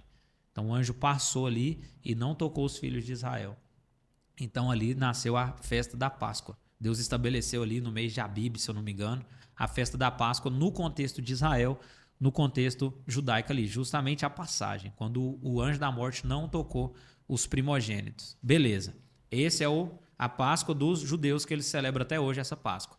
Quando a gente vem para o Novo Testamento e vem para Jesus, aí a Páscoa agora ela é a ressurreição. Por quê? Porque a ressurreição é essa Páscoa, essa passagem da morte para a vida. Onde o Ou sangue, seja, talvez seja o sangue que banha todos nós, vai livrar dentro do espírito da morte. isso, Jesus agora é o Cordeiro, que foi sacrificado lá na Páscoa, então agora ele é o Cordeiro, e aquela anjo da morte que não tocou os primogênitos de Israel, foi o anjo da morte que Jesus venceu na cruz, que Jesus é o primogênito de Deus. Então a Páscoa agora que nós celebramos é a ressurreição de Cristo. Então a Páscoa antiga era a passagem, era o anjo passando, não tocando os filhos de Israel, e eles então saindo e sendo livres do Egito, a passagem. Agora do Novo Testamento é essa passagem da morte para a vida, que é a ressurreição de Cristo. Então a Páscoa hoje que nós celebramos é a ressurreição de Cristo. E o símbolo é o sangue e o corpo, né? Que foi o que Jesus entregou ali e ressuscitou e venceu a morte e venceu o mal. Agora... A Páscoa do Bretas, da Americanas, qual que é? Aí essa já surgiu mais no contexto pagão, né? Já surgiu no contexto pagão de figuras da fertilidade. Então, o coelho ele representava uma certa fertilidade. Então já é uma festa que acontecia mais ou menos na mesma época do ano, mas que ele celebrava alguns deuses pagãos. E aí dentro desses deuses pagãos que eram celebrados, tinha alguns animais que eram símbolos. Então o coelho sempre foi muito símbolo de fertilidade, né? Então assim, então o coelho surgiu daí. E os ovos já foi um pouco mais para cá, quando eles começaram a fazer também questão de cerâmica e tal. E o ovo também representava a vida, né? Porque o ovo ali ele contém vida ali nele, né? Ele contém todos os nutrientes para a vida. Inclusive o ovo é considerado o melhor alimento do mundo.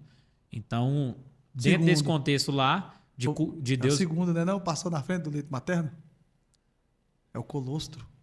Não, eu falo de... Para gente adulto, né?